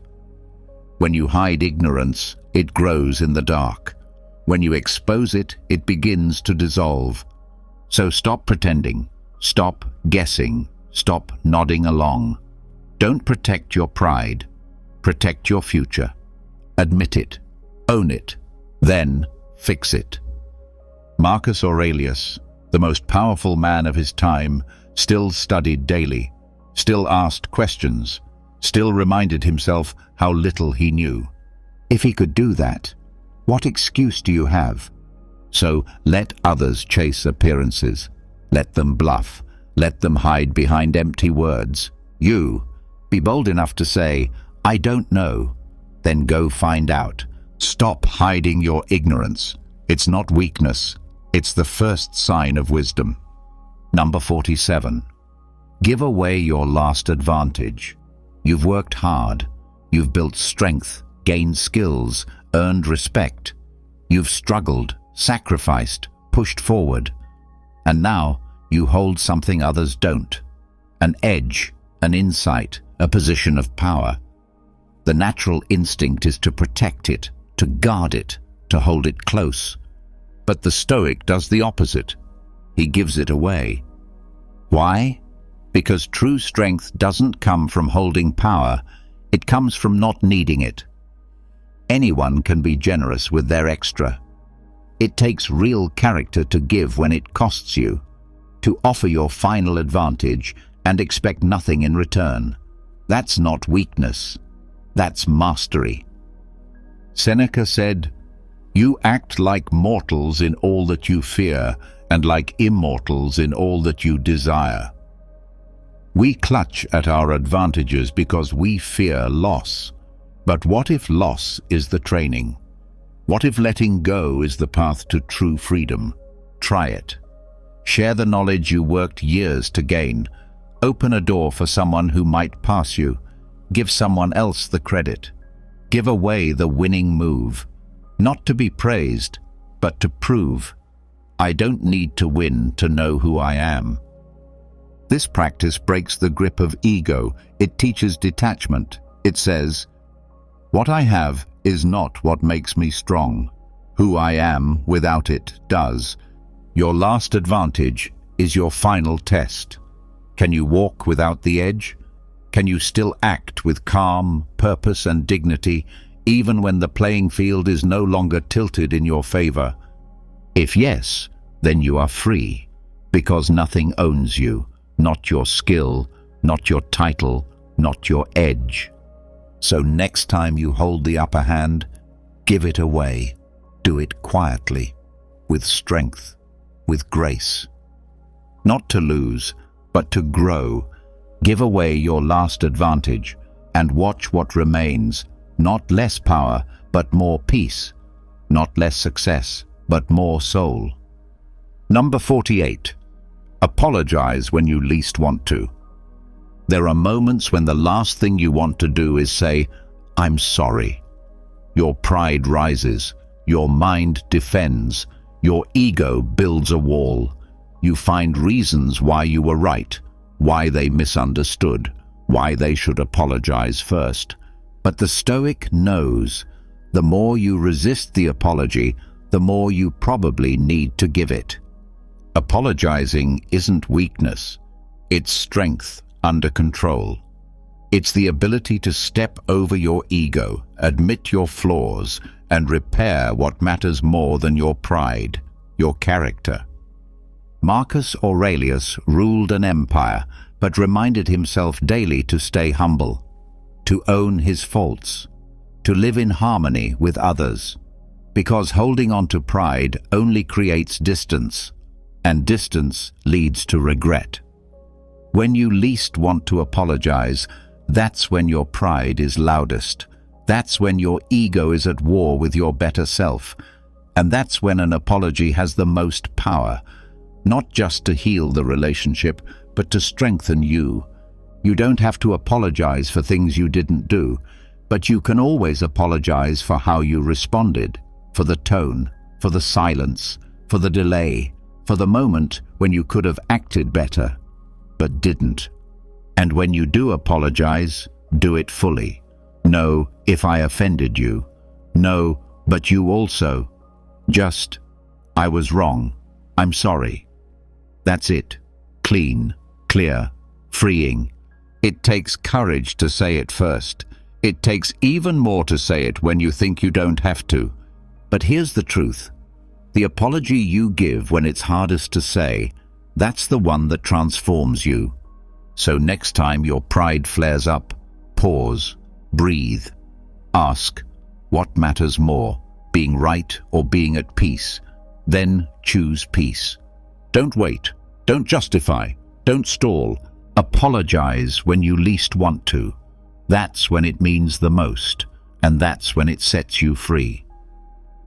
Number 49. Read aloud in public. It trains shame resistance. Most people avoid embarrassment at all costs. They hide from awkwardness, fear judgment, and stay silent just to avoid standing out. But the Stoic sees shame not as something to avoid, but as something to train through. That's why a simple but powerful practice is this: go outside, open a book, and read it aloud. Not to impress, not to perform, but to feel the discomfort rise and stay calm anyway. When you read aloud in public, your heart may race, your voice may shake, you'll feel exposed, people might stare. That's the point. You're meeting shame face to face, and you're not backing down. Because shame is like a shadow. The more you avoid it, the larger it grows. But when you walk into it with stillness, it loses its grip. You realize most of the fear was just in your head. Epictetus taught his students to do uncomfortable things on purpose, to wear simple clothes, to accept insults, to be seen as strange. Why? To build an inner fortress, to prove that dignity is not tied to public opinion. Reading aloud in public is not about being loud, it's about being free. Free from the need to be invisible, free from the weight of other people's eyes, free to act, speak, and live without needing constant approval. So find a quiet corner, a bench, a cafe. Open your book. Read slowly, clearly. Let your voice be heard. If people glance, let them. If your nerves kick in, breathe. Stay with it. Smile. You're doing what most won't dare. Each time you do this, you build resistance, not to the world, but to your own fear of it. You remind yourself, I can be seen and still be calm. I can feel shame and still act with strength. That's the Stoic edge. Read aloud in public, not to show off, but to show yourself. I am not controlled by fear. Let the world hear your voice, and let your mind grow stronger with every word. Number 50. Speak truth when silence is safer. There will be moments when staying quiet feels easier, when silence protects your image, your comfort, your position, when telling the truth might cost you something, a friendship, approval, peace, praise. And in those moments, most people retreat. They bite their tongue, they blend in, they tell half-truths or say nothing at all. But the Stoic knows comfort is not the goal, character is. To speak truth when it's easy means little, but to speak it when silence is safer, that's courage, that's strength. Epictetus said, if you want to improve, be content to be thought foolish and stupid. Why? Because truth often isn't popular. It doesn't always please the room. It doesn't always protect you, but it keeps your soul clean. When you withhold truth out of fear, you shrink. You betray your values. You let cowardice take the wheel. And slowly, quietly, you teach yourself to hide. But when you speak up, not to harm, not to boast, but to honor what's right, you step into integrity. You tell your mind, we stand for something, even when it costs. This doesn't mean shouting. It doesn't mean lecturing. It means saying the needed words with calm, with clarity, with respect, even when your voice shakes. Speak when someone is being wronged. Speak when you know the truth is being twisted. Speak when your silence would be mistaken for agreement. And if the truth isolates you, so be it. The Stoic stands alone if he must, but never against his conscience. Marcus Aurelius reminded himself, never regard something as doing you good if it makes you betray a trust. That includes the trust you hold with yourself. So the next time silence feels safe, ask, am I quiet because it's wise or because I'm afraid? If the answer is fear, speak. Not for attention, not for praise, but because the truth is always your duty. Speak truth when silence is safer. That's when it counts. That's when it transforms. That's when it defines who you really are. Number 51. Observe your reactions like a stranger. You feel anger, frustration, jealousy, fear. These emotions rise fast. Before you even notice they've taken the wheel. You snap, you complain, you shut down. And only later do you ask, why did I do that? The Stoics would tell you, don't wait until after. Train yourself to observe your emotions as they happen, as if you were watching someone else. Become a stranger to your own reactions. When irritation rises, don't grab it, watch it. When envy creeps in, don't feed it, study it. Say to yourself, interesting, that feeling again, let's see where it wants to go. That pause, that little space of awareness, that's your power.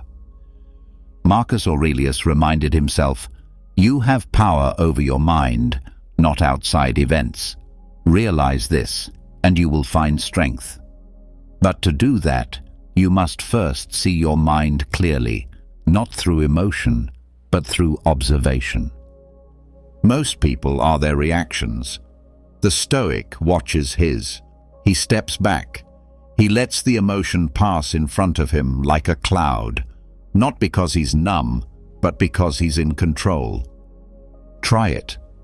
The next time you feel annoyed, triggered, or pulled into drama, breathe. Say nothing. Don't judge the feeling. Don't push it away. Just observe. What does this reaction want? Is it helping me? Often you'll find it's just habit, just ego, just noise. When you watch your reactions like a stranger, they lose their power over you. You stop being a puppet. You become a quiet master, calm, steady, aware. This is the core of Stoic training, not to feel nothing, but to be ruled by nothing. So make this a habit. Observe your impatience, your pride, your need to be right. Each time, take a step back and look, without emotion, without judgment, like a wise outsider. Over time, your reactions will soften, your clarity will sharpen, and you'll start choosing your response, not just reacting out of impulse. Observe your reactions like a stranger. That's how you reclaim your mind. That's how you become unshakable. Number 52. Deny yourself validation. You do something well. You finish the project.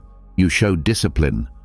And immediately, a part of you wants to be seen, to be acknowledged, to be told, good job. That's natural. But the Stoic knows it's also a trap. The more you crave validation, the more you depend on it. And once your effort needs applause, you've already lost control. You're no longer working from principle. You're performing for approval. Seneca warned us, he who looks for applause from without has all his happiness in another's keeping. That's not freedom. That's slavery to opinion. So here's the practice. Deny yourself validation on purpose. Do good and say nothing. Achieve something and don't tell anyone. Post nothing. Share nothing. Just sit with the quiet power of a job done right, without anyone knowing. This isn't about hiding. It's about strength. It's about proving to yourself that your effort is enough, that your action doesn't need a witness to matter, that your standard is internal, not external. You don't need likes to be disciplined. You don't need compliments to live with integrity. You don't need someone clapping to keep going. And when that hunger for validation rises, because it will, feel it, then let it pass. Remind yourself, I do this because it's right, not because it's noticed. Marcus Aurelius, the emperor of Rome, reminded himself daily to avoid the poison of praise. He knew it could cloud judgment, inflate ego, weaken focus. So he returned again and again to what mattered. Action over image, principle over pride. Start training today. Do something meaningful and tell no one. Finish the task and look only inward. Be your own judge, your own audience, your own reward, because the less you need validation, the stronger you become. Deny yourself validation, not to feel small, but to remember your greatness doesn't depend on applause. It never did. Number 53. Practice being no one. Let go of your name, your title, your image. Let go of how people see you, what they expect from you, what you expect from yourself. For a moment, be no one, not the achiever, not the artist, not the strong one, the smart one, the funny one. Just a human being, breathing, walking, watching. Nothing to prove, nothing to protect, just being. The Stoics understood this well. They trained themselves to strip away identity, ego, status, until all that was left was character. Not what you're called, but who you are. Not what you show, but what you choose. Epictetus was born a slave. Marcus Aurelius was born an emperor, but both practiced the same thing: humility, stillness, detachment from identity. Because the more attached you are to being someone, the more fragile you become. Someone insults you, you feel attacked. Someone ignores you, you feel invisible. Why? Because you've tied your peace to an image that can be taken. But when you practice being no one, you become untouchable. Try it. Go for a walk without needing to be impressive. Sit quietly in a room without needing to be noticed. Speak less in conversations. Let others have the spotlight. Wear simple clothes. Expect no praise. Give no performance. Feel the freedom in that. Feel how light it is to carry nothing. This doesn't mean you stop doing good work. It means you stop doing it for attention. You act from purpose, not pride. You let go of the need to be seen, so you can finally see clearly. And in that emptiness, something powerful grows: presence, calm, self-respect that doesn't need applause to survive. The Stoic doesn't disappear, he detaches. He lives in the world, but not for the world. So once in a while, let go of your name, your story, your identity. Return to the quiet core of who you are. Practice being no one, and discover the strength that doesn't need a label. Number 54. Examine your triggers more than your goals. Everyone talks about goals, what you want, where you're going, what you plan to build, earn, or become. And yes, goals matter. They give direction. But the Stoic asks a deeper question: what breaks your focus? What stirs your emotions? What throws you off track? Because it's not the goal that defines your path, it's the triggers that keep pulling you away from it. What makes you snap in anger? What makes you shut down? What tiny comment ruins your day? What fear keeps you from starting? These are your real obstacles, not the size of your dreams, but the weight of your reactions. Marcus Aurelius didn't spend his mornings writing about what he wanted to achieve. He wrote about what he needed to endure. The insults, the delays, the selfish people, the setbacks. Not because he was negative, but because he wanted to stay ready, unshaken, focused. Your triggers are signals, clues, pointers toward the work you still need to do. You don't conquer life by chasing bigger goals. You conquer it by becoming harder to shake. So start there. Track what angers you, What distracts you? What throws you into self-doubt? Don't ignore it. Study it. Ask, why did that bother me? What belief was challenged? What part of me is still weak? Most people chase goals to escape their triggers, but that's backwards. If you don't deal with what shakes you, no goal will ever feel safe. So flip the focus. Set your goals, yes, but watch your triggers even closer. Make calm your baseline. Make resilience your aim. Because a strong mind isn't just built by ambition, it's built by awareness. Examine your triggers more than your goals. That's how you build a foundation that doesn't crack. That's how you stay steady, no matter what you chase. Number 55. Cultivate opinions that no one agrees with. Most people want to fit in. They nod along. They stay quiet when they disagree. They trade their own voice for approval, afraid to sound strange, to be different, to be alone. But the Stoic doesn't fear disagreement. He welcomes it. He trains for it. Why? Because truth doesn't need to be popular, and wisdom rarely echoes the crowd. To think for yourself is to risk isolation. To hold a view that others reject is to feel the heat of judgment. But that heat forges clarity. It sharpens thought. It builds courage. Seneca said, "What is right is not always popular, and what is popular is not always right." That's your invitation, to form opinions based on reason, not reaction, on values, not votes.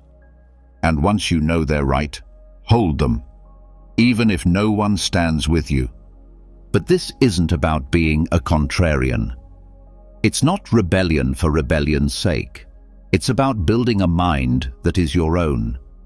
One that can question, examine, and decide, not just copy, echo, or follow. So start small. Ask yourself, do I believe this because I've tested it, or because everyone else does? When a new trend rises, pause. When a group agrees too easily, question. When you feel pressure to conform, resist. And when you do form an uncommon opinion, don't shout it. Don't use it to feel superior. Just carry it quietly, confidently, like a hidden blade. Ready if needed, but never drawn for show. Most people are afraid to stand alone. The Stoic is afraid to lie to himself. So let others laugh. Let them dismiss you. Let them ask, "Who do you think you are?" And you, think calmly. Speak with care. Stay grounded in truth. Because nothing is rarer than a mind that thinks for itself. Cultivate opinions that no one agrees with, not to be right, but to be real. Number 56. Spend one day acting like a poor man. You may not be poor. You may have food, shelter, comfort, and choices. But comfort is dangerous when it becomes expectation. When you begin to believe you deserve ease. That struggle is beneath you. That hardship is for other people. That mindset will make you fragile. The Stoics knew this. That's why they practiced poverty, even when they didn't need to. Seneca, one of the wealthiest men in Rome, would sleep on the floor, wear rough clothes, and eat plain food. Not as punishment, as training. He asked himself, "Is this what I feared?" And every time the answer made him stronger. So do the same. Once a month or once a week, spend one full day living like a poor man. Eat the simplest food. Skip your comforts. Walk instead of drive. Use what's already available. Wear the oldest clothes you have. Sleep without your bed if you can.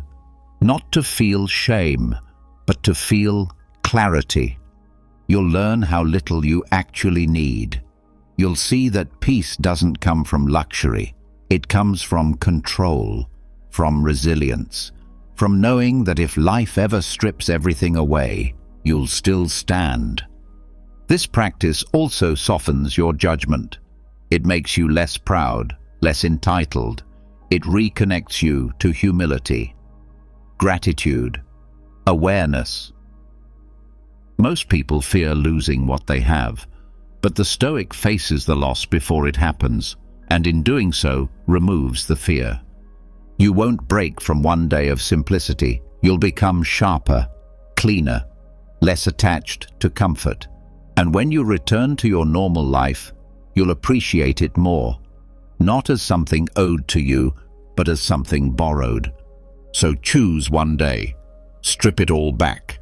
Act like a poor man. No complaining, no pretending, just presence. Because if you can live simply by choice, you won't panic when life gives you no choice at all. Spend one day acting like a poor man, and remind yourself you are not what you own. You are what you can endure. Number 57. Let go of being consistent. Adjust to truth. People fear contradiction. They cling to their past opinions, their old beliefs, their public image. They say, "This is who I am," and defend it, even when it no longer fits, even when truth is standing right in front of them. But the Stoic doesn't worship consistency. He worships truth. And when the truth shifts, he shifts with it. Seneca wrote, "I would rather be inconsistent and right than consistent and wrong." That's wisdom. That's strength. That's the mark of someone who serves reality, not reputation. Let go of the need to appear unchanging. Let go of the fear of looking foolish. If new evidence appears, adjust. If a better way is shown, take it. If your thinking evolves, let it. You are not a statue. You are a student. Staying consistent for pride's sake is not loyalty. It's fear in disguise. Fear of being seen as uncertain. Fear of being called a hypocrite. But a wise person is not afraid of change. They seek it. This doesn't mean you flip-flop for approval. It means you keep your principles, but stay flexible with your views. You hold your values tightly, but your opinions lightly. And when someone says, "But you used to believe the opposite," you simply say, "Yes, and I was wrong." That's not weakness, that's growth. So check yourself. What ideas are you holding on to just because you once believed them? What habits are you defending because you've done them for years? What version of yourself are you protecting at the cost of your truth? Let it go. Adjust to what is true now, not what used to be, not what's convenient, not what keeps others comfortable, because in the end, your goal is not to stay the same, it's to become better, more honest, more clear, more in tune with reality. Let go of being consistent and let truth reshape you again and again. Number 57. Let go of being consistent. Adjust to truth. People love to appear consistent. They stick to old opinions, outdated beliefs, even broken systems, just to avoid the shame of change. They say, "But I've always done it this way," or "I said it, so now I have to stand by it." But the Stoic doesn't cling to the past. He adjusts to truth, no matter how it makes him look. Consistency is only a virtue if it's tied to wisdom. Blind consistency, that's pride in disguise. Marcus Aurelius reminded himself, "If someone can show me I'm wrong, I will gladly change, for it is the truth I seek." That's real strength, not defending your position, but correcting it. So ask yourself often, is this still true? Is this belief still serving me? Is this habit still right? If not, change it. Quietly, without shame, without fear of being called a hypocrite. You're not here to protect an old version of yourself. You're here to evolve, grow forward, even if it means letting go of things you once proudly defended. That's not weakness, That's maturity. That's mastery. Let go of being consistent. Be loyal to truth, not to your past. Number 58. Seek people who disturb your peace, then outgrow them. It's easy to stay around people who comfort you, who agree with you, who never challenge you. But growth doesn't come from comfort. It comes from discomfort, especially the kind that comes from other people. The Stoics didn't avoid difficult personalities, they welcomed them. Marcus Aurelius wrote, "You will meet people who are selfish, aggressive, deceitful." He wasn't surprised by it. He trained for it. So seek them out, the ones who test your patience, the ones who trigger your ego, the ones who make you doubt your calm, not to suffer, but to sharpen.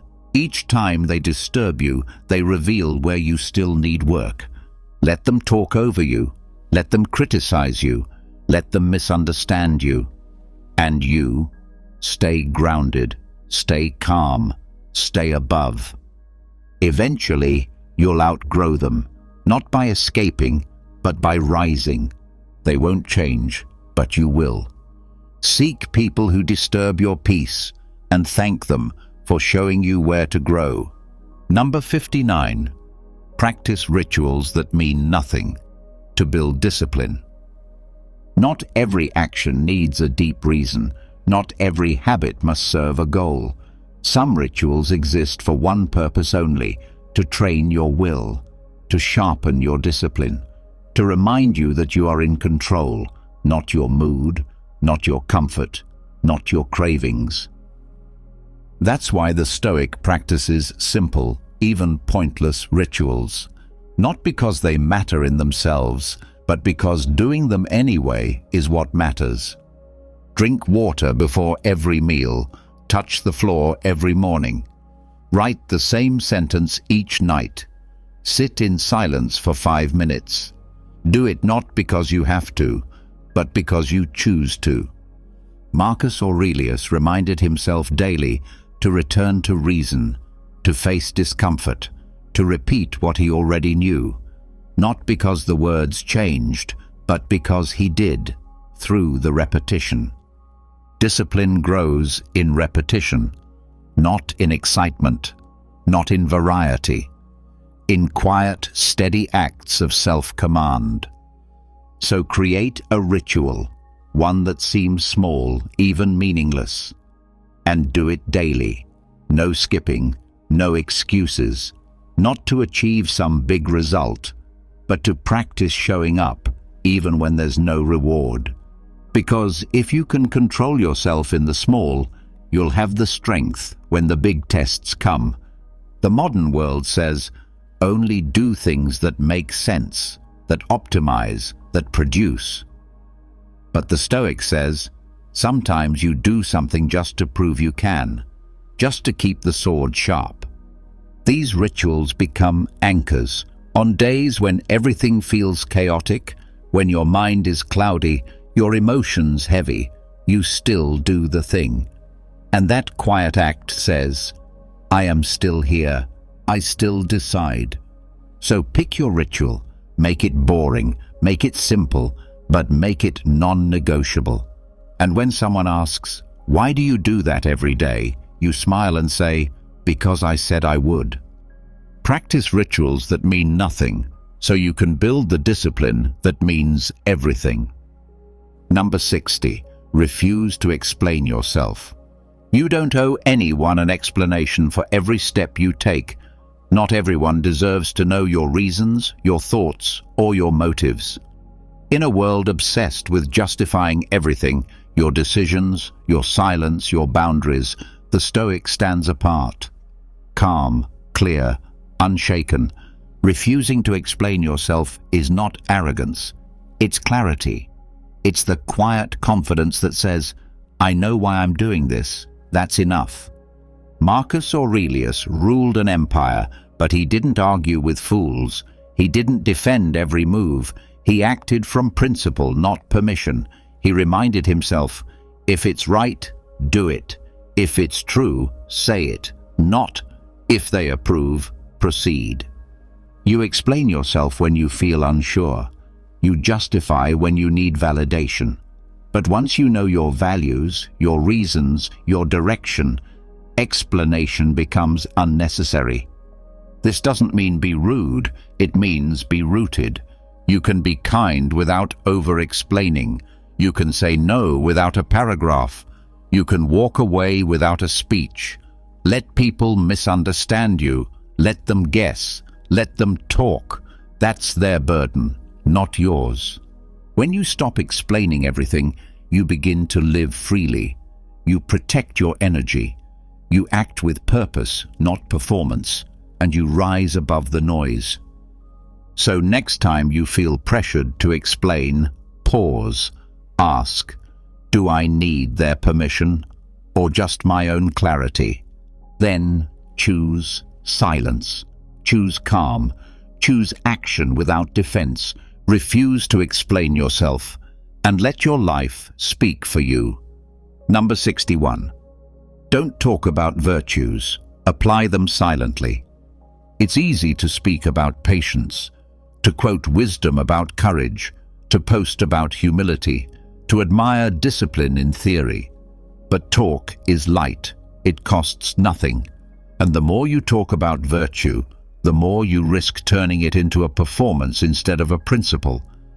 The Stoics knew virtue is action, not announcement. Marcus Aurelius ruled the greatest empire of his time, yet he wrote privately to himself, not to impress others, but to keep himself honest. He didn't boast about being just, he tried to act justly. He didn't claim to be humble. He reminded himself why he wasn't above anyone else. The goal isn't to sound good, it's to be good. So stop telling the world how disciplined you are. Wake up early. Stop preaching about self-control. Practice restraint. Don't claim to be kind. Choose kindness, even when no one sees, especially when no one sees. The moment you start talking more than doing, you've stepped out of the path. Virtues aren't for decoration, they're for direction. And when you truly live by your values, you don't need to say it. People will feel it in your presence, in your choices, in the way you carry yourself. Let others waste time branding themselves as virtuous. You, be too busy applying it, quietly, relentlessly. When you slip, correct yourself. When you succeed, stay humble. When you're tested, show who you are, not with your words, but with your response. Because silent virtue is the loudest kind. Don't talk about virtues, apply them silently.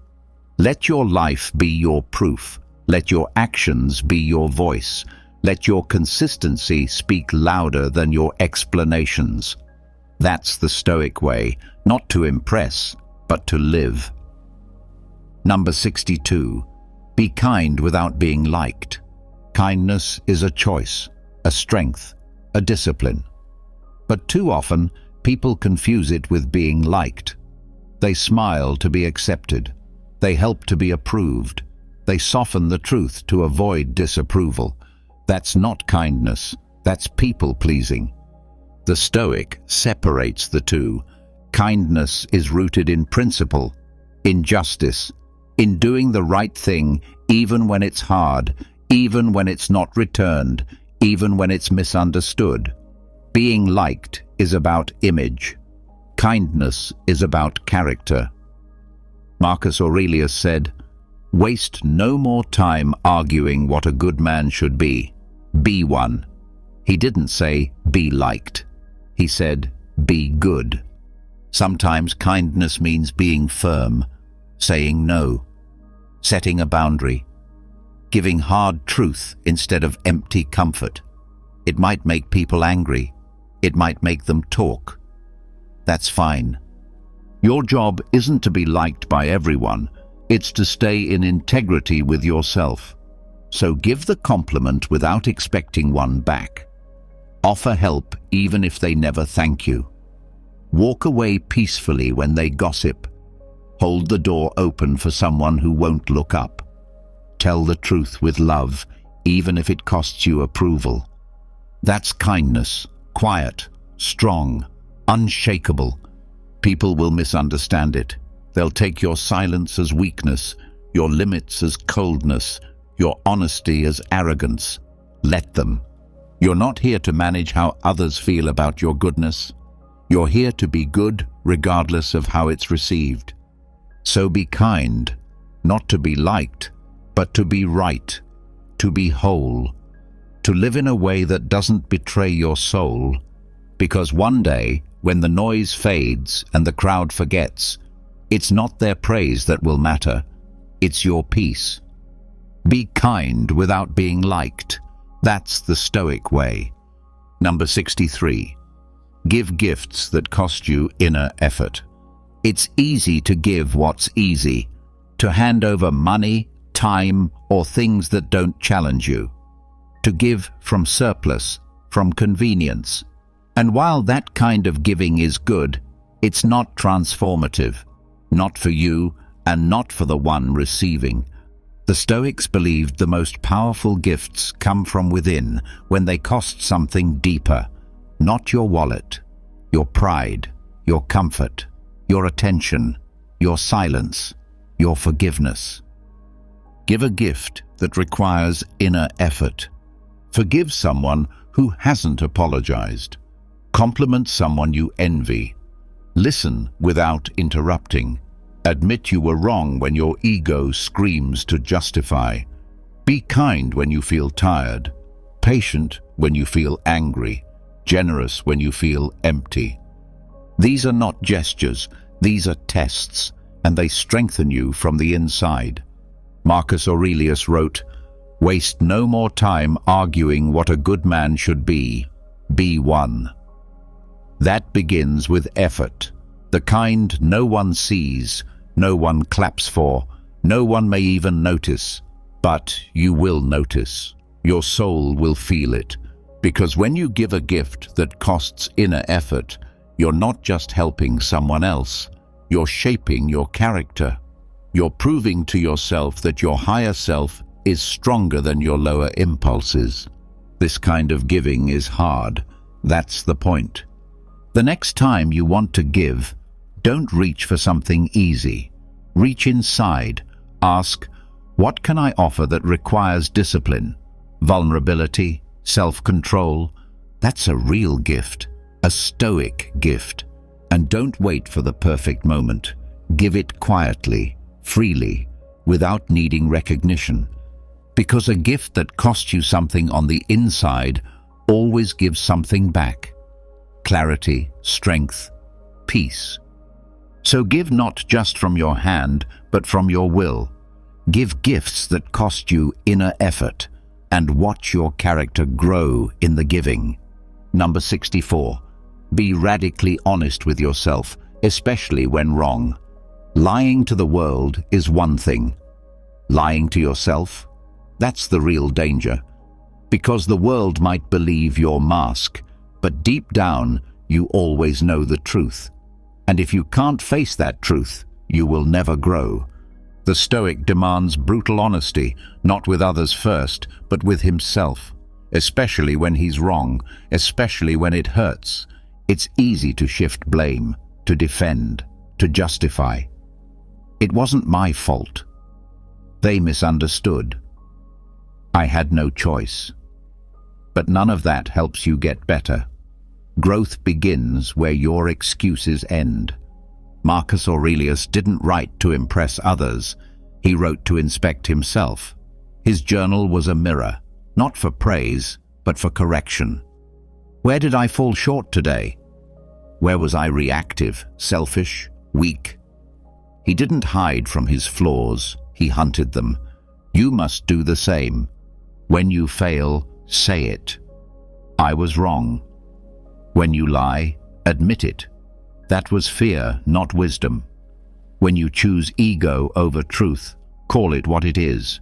No soft language, no sugarcoating, just the plain, direct truth. This is not about shame, it's about accuracy. You cannot fix what you won't face. You cannot grow if you won't confront your own role in your problems. So make it a habit. Reflect daily. Ask, where did I go wrong? What part of me resisted the truth? Don't just look at your results. Look at your reactions, your motives, your patterns. And when you find something ugly, don't flinch. Breathe, acknowledge it, then take the next step. Do better. Most people lie to protect their ego. The Stoic tells the truth to strengthen his character.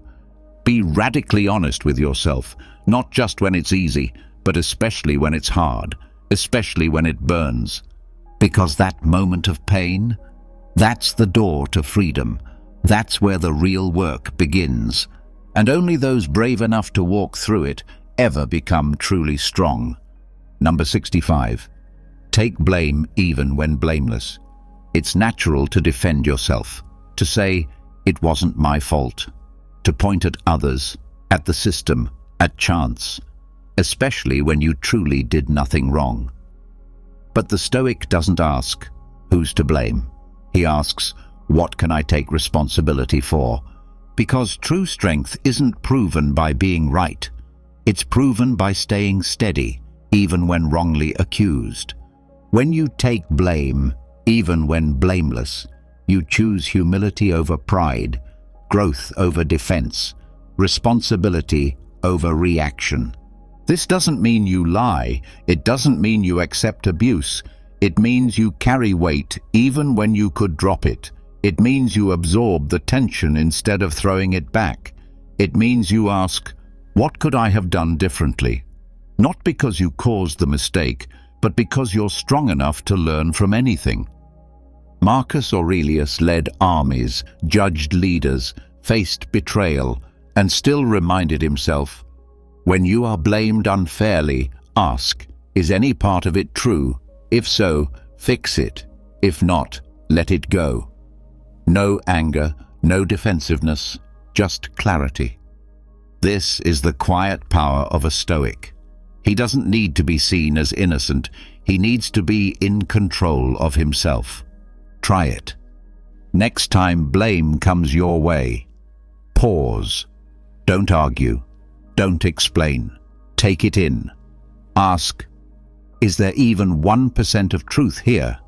If so, own it. If not, carry the moment with dignity. Not for approval, not for peacekeeping, but to build your own character. Because anyone can defend their pride. It takes a rare kind of courage to let it fall. This practice doesn't weaken you, it sharpens you. It teaches ego control. It builds emotional muscle. It shows others and yourself that you are not ruled by fairness, but by principle. Take blame, even when blameless. Not because you're guilty, but because you're grounded. That's not surrender. That's command. Number 65. Take blame, even when blameless. It's easy to defend yourself, to explain, to say, that wasn't my fault.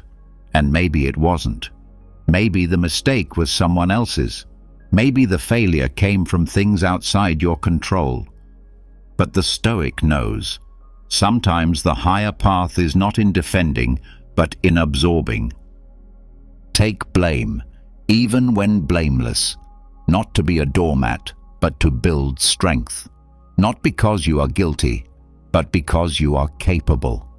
When you carry the weight that others drop, you train humility. You train leadership. You remind yourself that your peace is not based on fairness, it's based on response.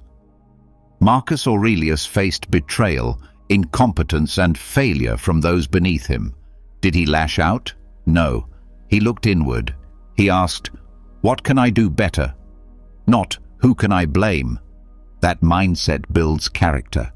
So when the moment comes, when fingers point, when tempers rise, pause, breathe, let others defend themselves. You? Say, I take responsibility, even if only for how you responded, even if only for what you can learn from it. Because the one who takes responsibility wins control. The one who owns the moment owns the power to shape what comes next. It's not about guilt, it's about growth. It's not about fairness, it's about becoming unshakable. So take the blame, even when blameless, not for praise, not for pride, but because that's what the strong do. The Stoic doesn't fear being misunderstood.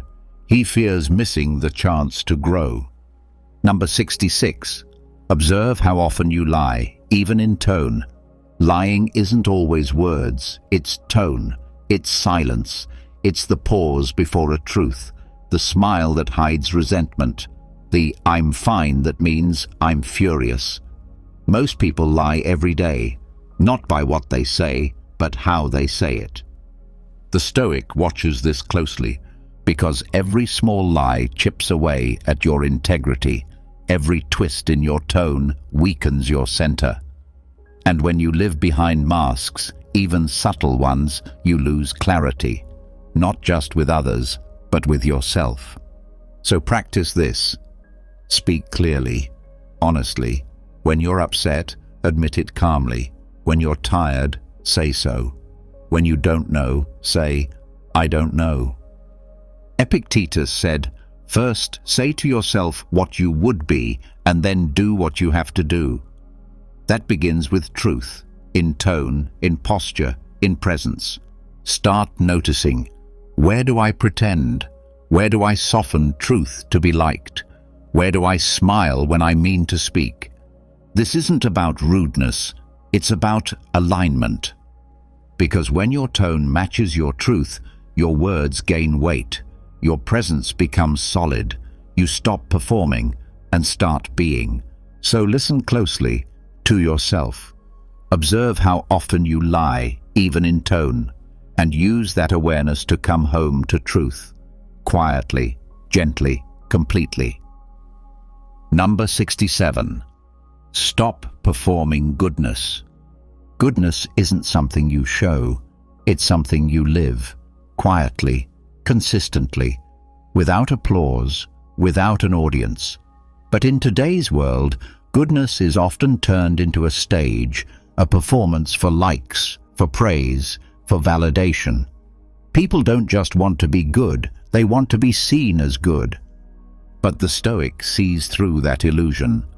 Marcus Aurelius reminded himself, "Waste no more time arguing what a good man should be. Be one." He wasn't writing for others, he was writing for himself, not to display virtue, but to practice it. When you perform goodness, your motive shifts. You start acting kind to appear kind. You give to be seen as generous. You speak humbly, but only when people are watching. That's not virtue. It's ego in disguise. Real goodness doesn't need a stage. It doesn't need to be admired. It doesn't care if anyone notices. So ask yourself, would I still do this if no one knew? Would I still help, give, forgive, listen, if there were no camera, no spotlight, no recognition? If the answer is yes, you are on the Stoic path. If the answer is no, pause, reflect, adjust. Strip your actions of performance. Do the right thing in silence. Hold the door when no one thanks you. Give without announcing it. Stay calm when no one is watching. Apologize privately. Stand by your values in quiet rooms, not just loud ones. Let your goodness be for your soul, not for your image. This is the kind of virtue that strengthens you, not because it's seen, but because it's real, because it's yours. The world may never notice. That's fine. Virtue doesn't need to be witnessed. It just needs to be lived. Stop performing goodness. Start embodying it. And let your life, not your presentation, be what speaks. Number 68. Choose ethical poverty over tainted wealth. There will come a time when you face a choice, comfort or character, gain or integrity, wealth or your soul. The world will tempt you. It will offer shortcuts, profits that come with a price, rewards that require you to bend your values just a little. Speak a lie. Stay silent. look away, play along. And on the surface, it may seem small. A win, a smart move. Everyone else is doing it. But the Stoic sees deeper, because no amount of money is worth the corrosion of your inner peace. No luxury is worth the weight of knowing you betrayed what you stand for. Seneca warned us, what fortune gives is not really yours. What you gain at the cost of your ethics, you never truly possess. It possesses you. So choose the harder path, the quieter one, the one that may not pay in applause or applause, but keeps your conscience clean. If that means less wealth, so be it. If that means losing a deal, missing an opportunity, falling behind the crowd, good. Let it purify you. Let it remind you, your value doesn't come from your possessions, it comes from your principles. This is not a call to be poor, it's a call to be free, because tainted wealth traps you. It binds you to guilt, it chains you to fear of being found out. But ethical poverty, chosen, accepted, honored, makes you untouchable. So when the offer comes, the shady deal, the dishonest gain, the easy win with a heavy price, pause. Ask yourself, will I still respect myself if I say yes? If the answer is no, walk away, proudly, silently, because what you walk away from defines you just as much as what you walk toward. Choose ethical poverty over tainted wealth and earn something money can't buy, your freedom. Number 69. Refuse all flattery. Praise feels good. A kind word, a compliment, admiration. It strokes the ego. It whispers, you're better than others. You've arrived. You're special. But the Stoic knows flattery is not a gift. It's a test. Flattery is not about truth. It's about influence.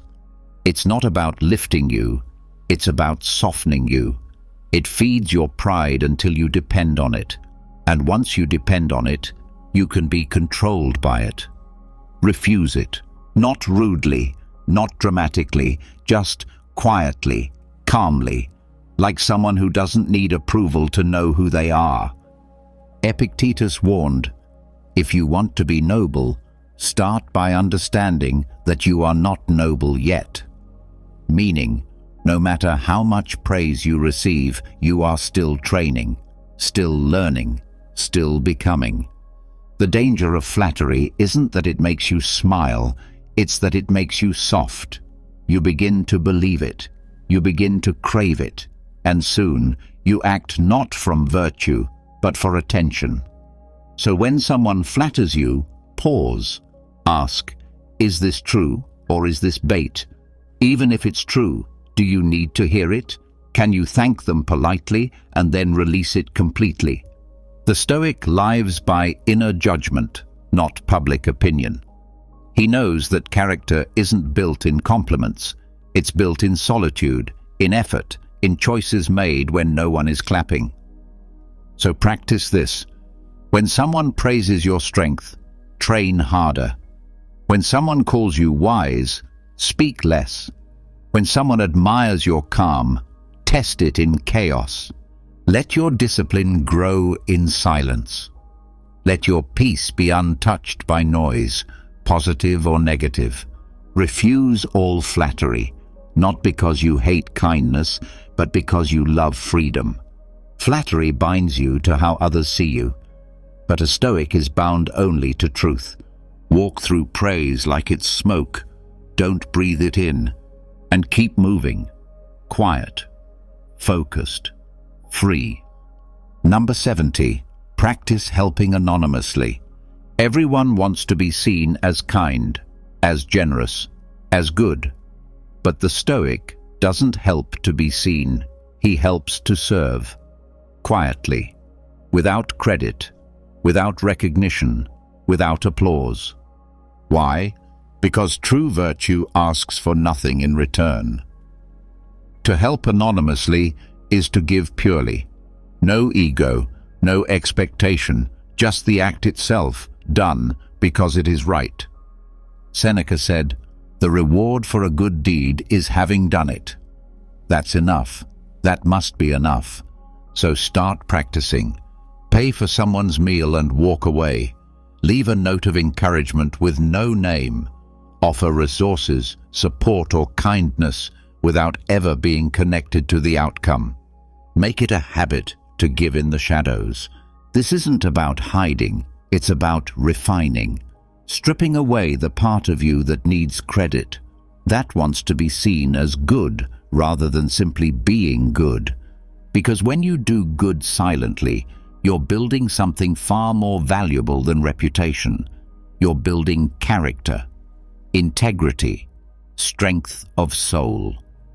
And over time, this kind of giving changes you. You stop seeking reward.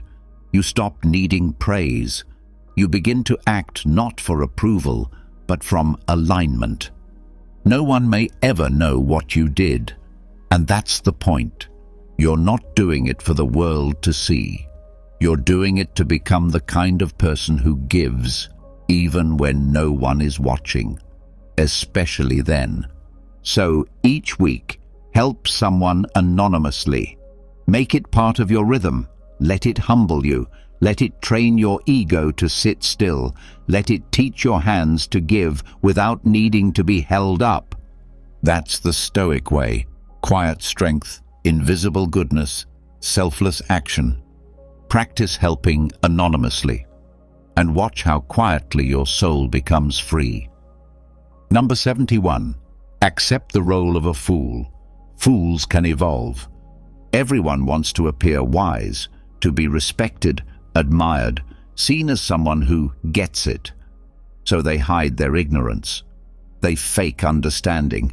They pretend to know more than they do. But the Stoic chooses a different path. He embraces the role of the fool, not to stay foolish, but to become wise. The fool has room to grow. The fool asks questions. The fool listens instead of performing. And because the fool has nothing to protect, no image to defend, he is free to learn, to stumble, to change.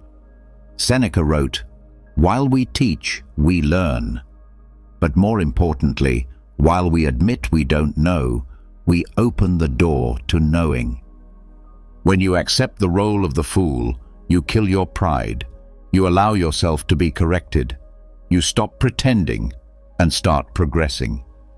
Most people delay growth because they're afraid of looking stupid. The Stoic invites it. He says, "Explain it to me. Show me where I'm wrong. Let me be a student again." That's not weakness. That's strength in its purest form. So in every room, be humble enough to not know, brave enough to ask, strong enough to hear the truth, even if it makes you look small. And if they laugh at you, let them. Their laughter is noise. Your evolution is silent. You don't become wise by performing brilliance. You become wise by standing in your ignorance long enough to move beyond it. Accept the role of the fool, not forever, but for now. Because the one who thinks he knows everything learns nothing, but the one who says, "Teach me," becomes unstoppable. So put down the mask, drop the act, be unpolished, be unsure, accept the role of a fool. Because fools can evolve, and many of the wise never will. Number 72. Don't believe everything you say. Just because the words come from your mouth doesn't mean they're true. Just because they feel right doesn't mean they are. Most people trust their own voice too quickly. They assume that if they said it, it must be wise, or honest, or final. But the Stoic watches his own thoughts like a skeptic. He listens to his own words like an outsider. Why? Because your first reaction is often your worst. Your opinion might just be your pride talking. Your excuse might be fear in disguise.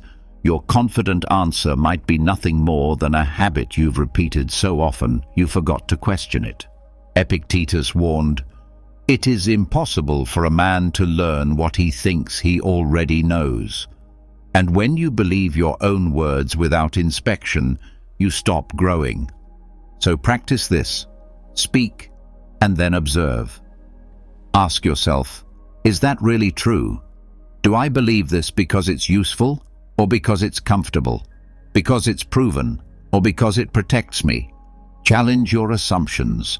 Revisit your conclusions. Doubt your certainty, not to weaken your thinking, but to refine it. It takes strength to admit, maybe I was wrong. It takes discipline to say, let me think more. It takes humility to hear your own voice and still ask, is this wise? You are not your thoughts. You are not your first opinions. You are the one who can question them. So don't cling to everything you say. Don't fall in love with your own voice. Let your beliefs be tested. Let your words be revised. Speak, but stay curious. Declare, but stay open. Be firm in your values, but flexible in your views. Don't believe everything you say. Believe what you've examined, challenged, tested, and still found to be true. That's not weakness, that's wisdom. Number 73. Think of death mid-laughter. Laughter is beautiful. It's release. It's joy. It's presence. But even in that moment, especially in that moment, the Stoic reminds himself, this too will end. Not to ruin the joy, not to darken the lightness, but to deepen it. To think of death mid-laughter is not to be morbid, it's to be awake. Marcus Aurelius said, you could leave life right now. Let that determine what you do, say, and think. That includes what you enjoy, what you celebrate, what you take for granted. When you're laughing, fully alive, surrounded by people you love, that's when the reminder has the most power. I don't get this moment forever. And in that awareness, gratitude sharpens, presence deepens. The joke becomes more than funny, it becomes precious. You don't have to say it aloud. You don't have to stop the laughter. Just let the thought pass through like a quiet breeze. I'm here. This is fleeting. One day, this room will be silent. Most people avoid thoughts of death, especially during joy. But the Stoic walks hand in hand with it. He lets it shape his joy, not steal it. He knows, when you remember death, you stop sleepwalking through life. Try it. Mid-laughter, mid-story, mid-glimpse of sunlight. Think gently. This won't last. And that's why it matters. Not everything has to be serious, but everything must be appreciated. Don't wait for tragedy to wake you. Use the beauty of now as your teacher. Think of death, not to feel fear, but to feel alive. Because laughter means more when you remember you won't always be able to hear it. Think of death mid-laughter and let it teach you how to truly live. Number 74. Plan like you'll live forever. Act like you'll die tomorrow. Most people get it backwards. They plan small, like time is short.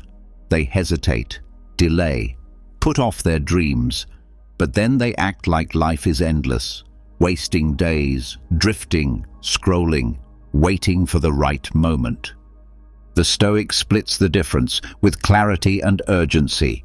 Plan like you'll live forever. Build with patience. Think long-term. Don't chase shortcuts. Don't aim low just because life is fragile. Aim high because your soul demands it. Marcus Aurelius ruled with generations in mind. He planted ideas he would never see bloom. That's the mindset. Lay bricks that outlast you. But at the same time, act like you'll die tomorrow. Because you might. Speak the truth now. Start the thing today. Hug them tighter. Leave no words unsaid. Do the work, not tomorrow, not when you feel ready, but now. Seneca wrote, "While we wait for life, life passes. So stop waiting, begin." This balance is hard. Some people rush without vision. Others dream without motion. The Stoic walks between, steady, focused, alive. So build your future with care. Think in decades. Save, learn, improve. But while you do, keep your feet planted in this day, this hour, this breath. Because this moment, it could be your last. And if it is, let your actions today honor that. Let your choices reflect a life that matters, now, not later. And if you do live forever, then your careful planning won't be wasted. Your patient discipline won't be in vain. So write the book that takes years. Plant the tree. Build the life brick by brick. But while you're building, live like you're on borrowed time. Because you are. Plan like you'll live forever. Act like you'll die tomorrow. And you'll live a life that's wise, urgent, and unforgettable. Number 75. Destroy your idols, including Stoicism. Even wisdom becomes a prison if you worship it. It starts with inspiration, a philosophy, a leader, a set of ideas that change you. They give you direction, clarity, strength. But over time, if you're not careful, what once guided you begins to own you. It becomes untouchable, unquestionable, an idol. The Stoic doesn't bow to anything, not even Stoicism itself. Marcus Aurelius didn't worship the philosophy he practiced. He questioned it. He refined it. He reminded himself daily, if something seems right, follow it, even if no one agrees, including the Stoics. Because truth doesn't belong to one school, one label, one set of quotes on a wall. When you idolize a system, you stop thinking for yourself. You quote instead of question. You protect instead of test. And slowly, you become a believer instead of a seeker. So destroy your idols. Tear down your heroes. Don't follow Seneca, Epictetus, or Marcus like saints. Follow their example. Seek truth, not titles. Challenge everything, including what you've built your identity on. Even this philosophy you're practicing now, burn it down if it stops serving what's real. If it becomes another badge, another ego trap, another set of rules you follow just to feel righteous. The goal isn't to be a perfect Stoic. The goal is to be free, to be honest, to live well. And sometimes that means walking away from what once saved you. So question Stoicism, laugh at it, break it, rebuild it. Keep only what's alive, what's useful, what strengthens your character and clears your mind. The rest, let it go. Because even the wisest words, if held too tightly, become chains. Destroy your idols, including Stoicism, and in that destruction, build something stronger, your own understanding, shaped by truth, not tradition. Number 76. Use philosophy to make life heavier, not lighter. Most people look to philosophy for comfort, for relief, for a way to make life easier, softer, more bearable. But that's not what philosophy is for, not Stoic philosophy. Stoicism isn't here to remove weight, it's here to help you carry it. Seneca didn't write to make pain go away, he wrote to prepare for it. Epictetus didn't speak about escaping difficulty, he spoke about meeting it, standing inside it, and remaining unbroken. The point of philosophy isn't to take life's burdens off your shoulders, it's to make you strong enough to carry more. So don't ask, how can this idea make me feel better? Ask, how can this idea make me better? Use philosophy to take more responsibility, not less. To face discomfort, not avoid it. To tell the truth when it costs you. to remain calm in storms, to suffer with dignity, to lead when it would be easier to walk away. Philosophy is a forge, not a pillow. It's meant to make you heavier, with responsibility, with purpose, with clarity, heavier in presence, heavier in thought, heavier in how seriously you take your time on this earth. Because the Stoic doesn't float through life hoping to avoid pain, he walks forward knowing pain will come and prepares himself to meet it with strength. Let philosophy press on you. Let it demand more from you. Let it weigh down your excuses, your laziness, your ego. And through that weight, you'll become something solid. So when others use philosophy as an escape, you use it as a call to arms. Let it anchor you. Let it humble you. Let it turn your life into something real, something deliberate, something built on bedrock. Use philosophy to make life heavier, not lighter, and become the kind of person who carries what others drop. Number 77. Avoid moral superiority, even about Stoicism. Nothing rots the soul faster than pride disguised as virtue. It's easy to believe you're living better than others, that your discipline makes you wiser, that your philosophy makes you deeper, that because you read the Stoics, reflect daily, rise early, or stay calm, you figured something out that others haven't. But the moment you start thinking that way, you've lost the point entirely. Stoicism isn't a badge. It's not a weapon. It's not a platform to look down from. It's a practice, a hard one, a quiet one. And it's not supposed to make you feel above others. It's supposed to make you more honest with yourself. Marcus Aurelius was emperor of Rome, yet he reminded himself daily not to think he was more important than a farmer, a soldier, or a beggar. "You are a soul carrying a corpse," he wrote. "Nothing special, nothing superior, just another person trying to do right, in a world full of struggle." So check yourself. When you see someone emotional, undisciplined, distracted, do you feel compassion or quiet judgment? Do you think, "I've trained for this," or "I'm better than this"? There's a difference. The Stoic doesn't preach. He models. He leads with calm, not condescension. He knows that pride in virtue is just ego in disguise. Avoid the trap of becoming the wise one. Avoid the temptation to correct, to boast, to quote Marcus like scripture. Even this philosophy, when held too tightly, can become arrogance. Let others walk their path. Let them stumble, feel, speak, learn, just like you once did, just like you still do. And when you catch yourself feeling above, catch it fast, cut it off, replace it with humility, gratitude, curiosity, because we're all flawed, we're all learning, and no philosophy, Stoic or otherwise, gives anyone the right to look down on another human being. Avoid moral superiority, even about Stoicism, especially about Stoicism. Be the example, not the judge. Number 78.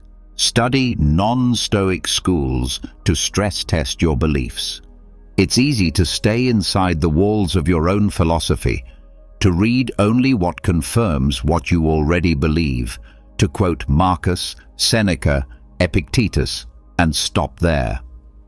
But the Stoic knows untested beliefs are fragile, and comfort is not proof of truth. So step outside. Study the skeptics, study the cynics, read the Taoists, the Buddhists, the existentialists. Study Nietzsche, Confucius, even those who would laugh at Stoicism. Not to abandon your path, but to strengthen it. A belief that can't survive pressure isn't a belief, it's a slogan. The Stoics didn't fear challenge. They welcomed it. They debated. They questioned. They rewrote their own thoughts when new ideas sharpened them. Even Marcus Aurelius, Emperor of Rome, wrote not to defend Stoicism, but to refine himself through it. So treat your philosophy like a sword. Test its edge. Sharpen it with opposing steel. Ask yourself, would I still believe this if I were raised in another tradition? Would I hold this view if it cost me something? What if I'm wrong? Don't fear that question. Fear the day you stop asking it. Studying other schools doesn't make you disloyal. It makes you resilient. It clears out blind spots. It exposes assumptions. It humbles you. And sometimes it will change you. That's good. Let your beliefs evolve, not into something unrecognizable, but into something earned. You don't follow Stoicism because it's popular. You follow it because it's proven to you through reflection, through testing, through challenge. So keep studying, especially what makes you uncomfortable, especially what forces you to pause and reconsider. Because that pause, that friction, is where growth lives. Study non-Stoic schools, not to agree, not to convert, but to stretch, to strengthen, to see clearly. Let your philosophy be battle-tested, and let the truth, not comfort, be your guide. Number 79. Use contradiction as sharpening stone. When someone challenges your beliefs, your instinct may be to defend, to tighten your grip, to argue. You feel threatened, not because they've harmed you, but because they've touched your certainty, and the ego doesn't like that. But the Stoic doesn't fear contradiction. He uses it. Contradiction is not an attack. It's a sharpening stone, a test, a mirror that shows you where your thinking still has cracks, where you've memorized but not understood, where you're rigid, not reasoned. Seneca said, "Time discovers truth." But sometimes so does disagreement. When someone opposes your view, don't flinch. Don't rush to prove them wrong. Pause. Ask, what do they see that I don't? What am I missing? What would I say if I were them? This isn't about backing down. It's about refining your clarity, strengthening your logic, deepening your understanding. Because truth doesn't fear pressure, it requires it. If your belief shatters at the first sign of challenge, it wasn't built on truth, it was built on comfort. So welcome contradiction. Seek it out. Read the opposite view. Listen to people you disagree with, not to win, but to learn. Let their words push against you. Let them expose your lazy thinking, your untested assumptions, your hidden biases. And when you stand firm, stand not because you refuse to bend, but because you chose your ground with care. Even your favorite Stoic writers contradicted each other. That didn't make them weak, it made them thinkers. You don't need perfect agreement, you need tested understanding. So the next time contradiction appears, don't see it as conflict, see it as sharpening. Let it scrape away what's unclear, dull, or unearned. Use contradiction as a sharpening stone, because a blade that's never tested is never trusted, and a mind that's never challenged is never wise. Number 80. Avoid truth addiction. Embrace uncertainty. We all crave certainty. A final answer, a solid ground to stand on. Something to say, this is it, this is how things are. But that craving can become a trap, an addiction to being right, to feeling sure, to wrapping the world in neat conclusions. The Stoic warns against this. Because life is not clean, it's not always clear. And the more you demand certainty, the more you suffer when it doesn't arrive. Marcus Aurelius wrote, "If someone can prove me wrong and show me my mistake, I will gladly change." That is not the voice of someone addicted to his own truth. It is the voice of someone loyal to reality, even when it changes. So be careful. The more certain you are, the less open you become. The more attached you are to your answers, the less space you leave for learning. Avoid truth addiction. Embrace the phrase, "I don't know." Say it often. Say it freely, not as a weakness, but as a strength. Because the one who admits uncertainty is the one who keeps growing. You don't need to fake confidence. You need to build clarity. And clarity only comes when you stop assuming that your current understanding is final. Let go of the need to have everything figured out. Let go of the pressure to always explain. Let go of the fear of changing your mind. The Stoic doesn't cling to truth like a possession. He follows it like a moving target, quiet, careful, steady. So ask more questions than you answer. Be skeptical of your own conclusions and hold your beliefs with a strong hand, but an open one. Certainty feels safe. But wisdom lives where things are still unclear. Avoid truth addiction. Embrace uncertainty and grow in the space where the questions still live. Number 81. Fast past hunger. Feel the mental transformation. Hunger arrives like a whisper at first, a small discomfort, a signal. Then it grows louder, irritation, craving, restlessness. Most people obey it immediately. They rush to fill the emptiness. Not because they need to, but because they've never questioned it. But the Stoic doesn't serve hunger. He studies it. He trains with it. He walks past it on purpose. Fasting isn't just for the body, it's for the mind. It's a tool to show you how quickly you give in, how tightly you cling to comfort, how easily your thoughts are ruled by your stomach. Seneca practiced fasting to sharpen his discipline, not to punish himself, but to remind his body, "You don't command me, I command you." When you fast past hunger, something shifts. The noise settles, the panic fades, a new clarity rises. You begin to feel the difference between need and want, between physical weakness and mental strength. Hunger stops being a signal to panic. It becomes a place to observe. You learn to sit with discomfort, to breathe through it, to say, "Yes, I feel it," and "No, I don't need to react." This is the power of fasting, not in the absence of food, but in the presence of control. Go without for a while. Skip a meal, then skip another. Let your body protest. Let your thoughts race. And stay still. You'll find that your limits were imagined, that the real hunger wasn't for food, it was for control. And when you finally do eat, you don't take it for granted. You receive it with humility, with gratitude. You've reset your threshold for enough, so fast, not to starve the body, but to feed the mind. Go past the first hunger, past the second.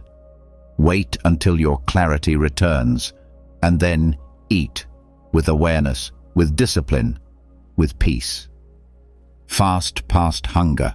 Feel the mental transformation. Because when you stop reacting to every craving, you discover the person underneath, the one who is steady, focused, free. Number 82. End showers cold. It's a small act. A few seconds. A twist of the handle, but it carries the weight of a principle. Choose discomfort before it chooses you. The Stoics believed in preparing the body to train the mind. They didn't wait for life to get hard to learn how to endure. They practiced it, daily, deliberately. Ending your shower with cold water is not about toughness. It's about discipline. You're standing in warmth. It's easy to stay. It's tempting to linger. But you make a choice. Turn toward the thing you don't want. That's Stoicism in action. You're not doing it for health hacks. You're doing it because your comfort is not in charge. You are. Seneca wrote, "Set aside a certain number of days, during which you shall be content with the scantiest and cheapest fare." Why? To test your edge. To remember that luxury is not necessity. That comfort is not your master. The cold is a teacher. It shocks the system. It sharpens your breath. And more importantly, it reveals your resistance. That flicker of hesitation, that voice that says, maybe not today, that's the voice you're training to ignore. So each morning, after the warmth, turn the dial. Breathe through the shock. Stand still. Stay calm. Say nothing.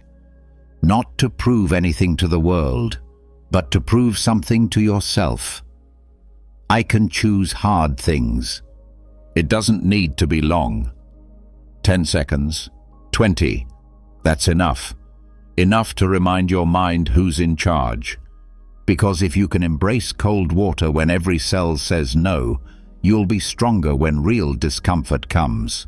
When life throws cold moments your way, you'll already be trained. So end your showers cold, not for the thrill, not for the trend, but for the quiet strength it builds. A cold finish, a calm breath, a clear signal. I do what's hard, on purpose. Number 83. Use physical discomfort to locate your psychological resistance.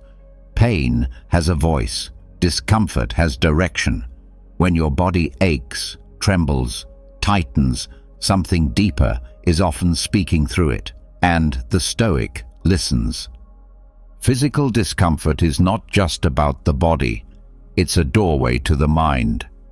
That sharp breath in a cold shower, the fire in your legs during a long walk, the strain of holding a position just a few seconds longer, these are not just physical tests, they're psychological mirrors.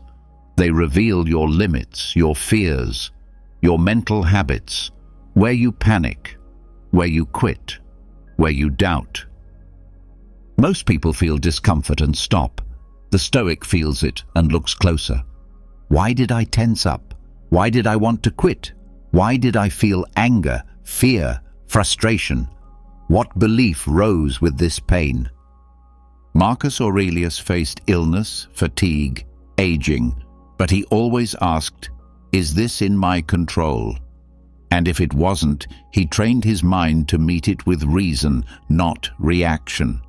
You can do the same.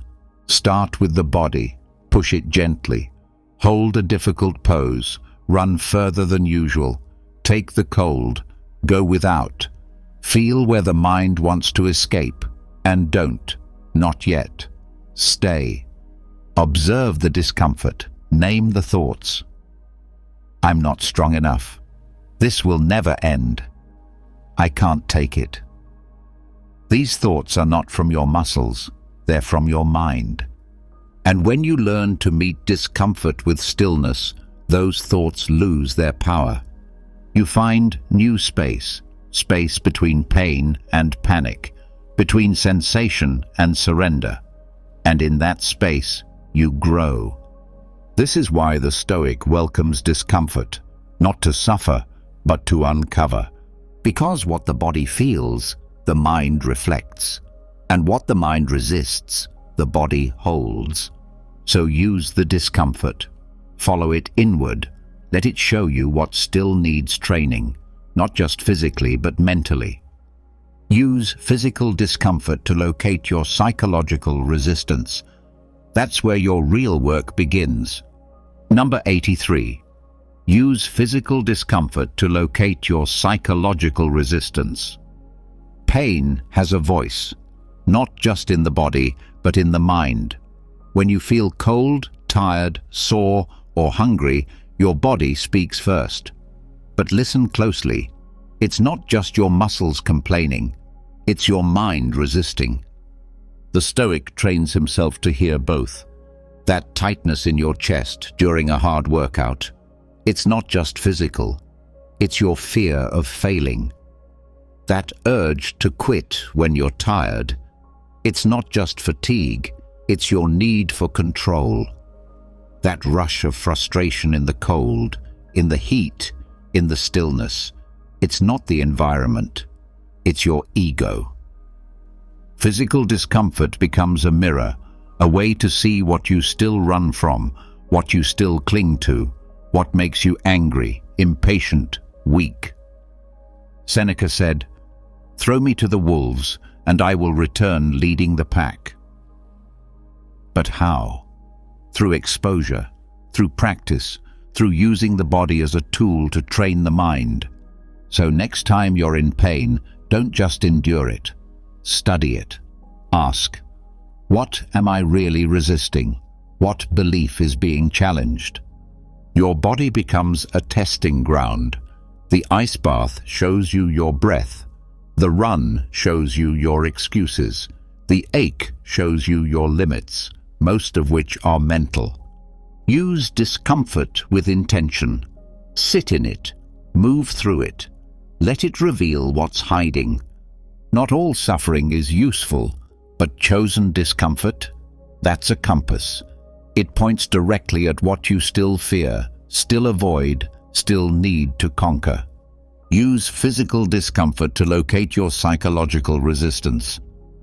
And once you see it clearly, you can begin to let it go. Number 84. Walk barefoot when possible. Reawaken sensitivity. Modern life has padded everything. Cushioned shoes, soft floors, screens that numb, comfort that dulls. We no longer feel the world, we float above it. But the Stoic knows, sensitivity is strength. Connection sharpens awareness. So walk barefoot, on grass, on stone, on cold tile. Not to prove anything, not for show, but to remember what the ground feels like, to reconnect with the earth that carries you. Your feet were made to feel the heat, the cold, the rough, the smooth. When you walk barefoot, you awaken something primal. You slow down, you notice, you become present. Each step becomes a meditation, each texture a message. It's not about toughness, it's about awareness. The Stoics sought clarity in everything. They believed the body could train the mind. Walking barefoot teaches presence, teaches humility. You feel smaller, more human, more awake. Do it often, quietly, without needing a reason. Let it remind you, I am here, I am alive, I am not separate from the world, I walk within it. Walk barefoot when possible. Reawaken sensitivity. Reclaim attention, and let every step bring you closer to stillness. Number 85. Treat your body like a soldier, not a celebrity. Your body is not a decoration. It's not here to be adored, admired, pampered, or displayed. It's a tool, a servant, a vehicle for action, discipline, and purpose. And if you treat it like a celebrity, catering to every craving, guarding it from discomfort, obsessing over how it looks, you weaken it. The Stoic treats the body like a soldier. It wakes when called. It endures what's necessary. It trains in silence. It serves the mission, not the mirror. Marcus Aurelius reminded himself that the body is just flesh, blood, breath, and bones. Temporary, fragile. Not something to idolize, but something to command. This doesn't mean neglect it. It means respect it, strengthen it, but never worship it. Feed it to fuel, not to indulge. Move it to stay ready, not just to sculpt. Let it get tired, sore, challenged. Teach it that it can go further than it wants to, that it's not in charge, you are. Most people wait until the body screams before they listen. The Stoic listens when it whispers, trains before weakness, disciplines before decay. And when pain comes, and it will, the Stoic doesn't whine. He doesn't ask for pity. He reminds himself, this body is not who I am. It's what I've been given to carry out my duty. So strip away vanity. Strip away comfort. Stop obsessing over how it looks. Start focusing on what it can do.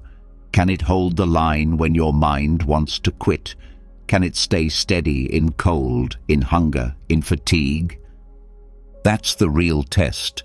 Your body is not a celebrity. It doesn't need applause. It needs orders. So treat it like a soldier. Train it. Command it. Honor it. Not with luxury, but with purpose. Because a soft body makes a soft mind. And you were not made to be soft. You were made to endure, to act, to serve something greater than comfort. Treat your body like a soldier, and it will carry you like one. Number 86. Sweat daily to purify thoughts. The body holds the mind. And when the body is still for too long, soft, idle, unmoved, the mind becomes cloudy. Thoughts stack up, emotions linger, anxiety settles. You begin to think too much and act too little. But the Stoic knows the cure: sweat. Not for appearance, not for vanity, for clarity, for release, for discipline.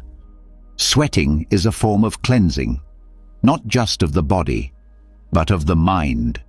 When you push yourself physically, something happens. The chatter quiets. The overthinking fades. You return to breath, to rhythm, to now. Seneca wrote about training both body and mind, even in discomfort. He knew that physical effort sharpens mental focus. That motion creates space. That sweat washes away what thought alone cannot. So move, every day. Walk, lift, run, stretch, strain. Let your muscles burn. Let your breath deepen. Let the resistance teach you. The goal is not fitness, it's freedom. The kind that comes when your mind stops spiraling and starts flowing. Don't wait for motivation. Make it ritual. Make it non-negotiable. You don't need a gym. Just space. Just effort. Just intention.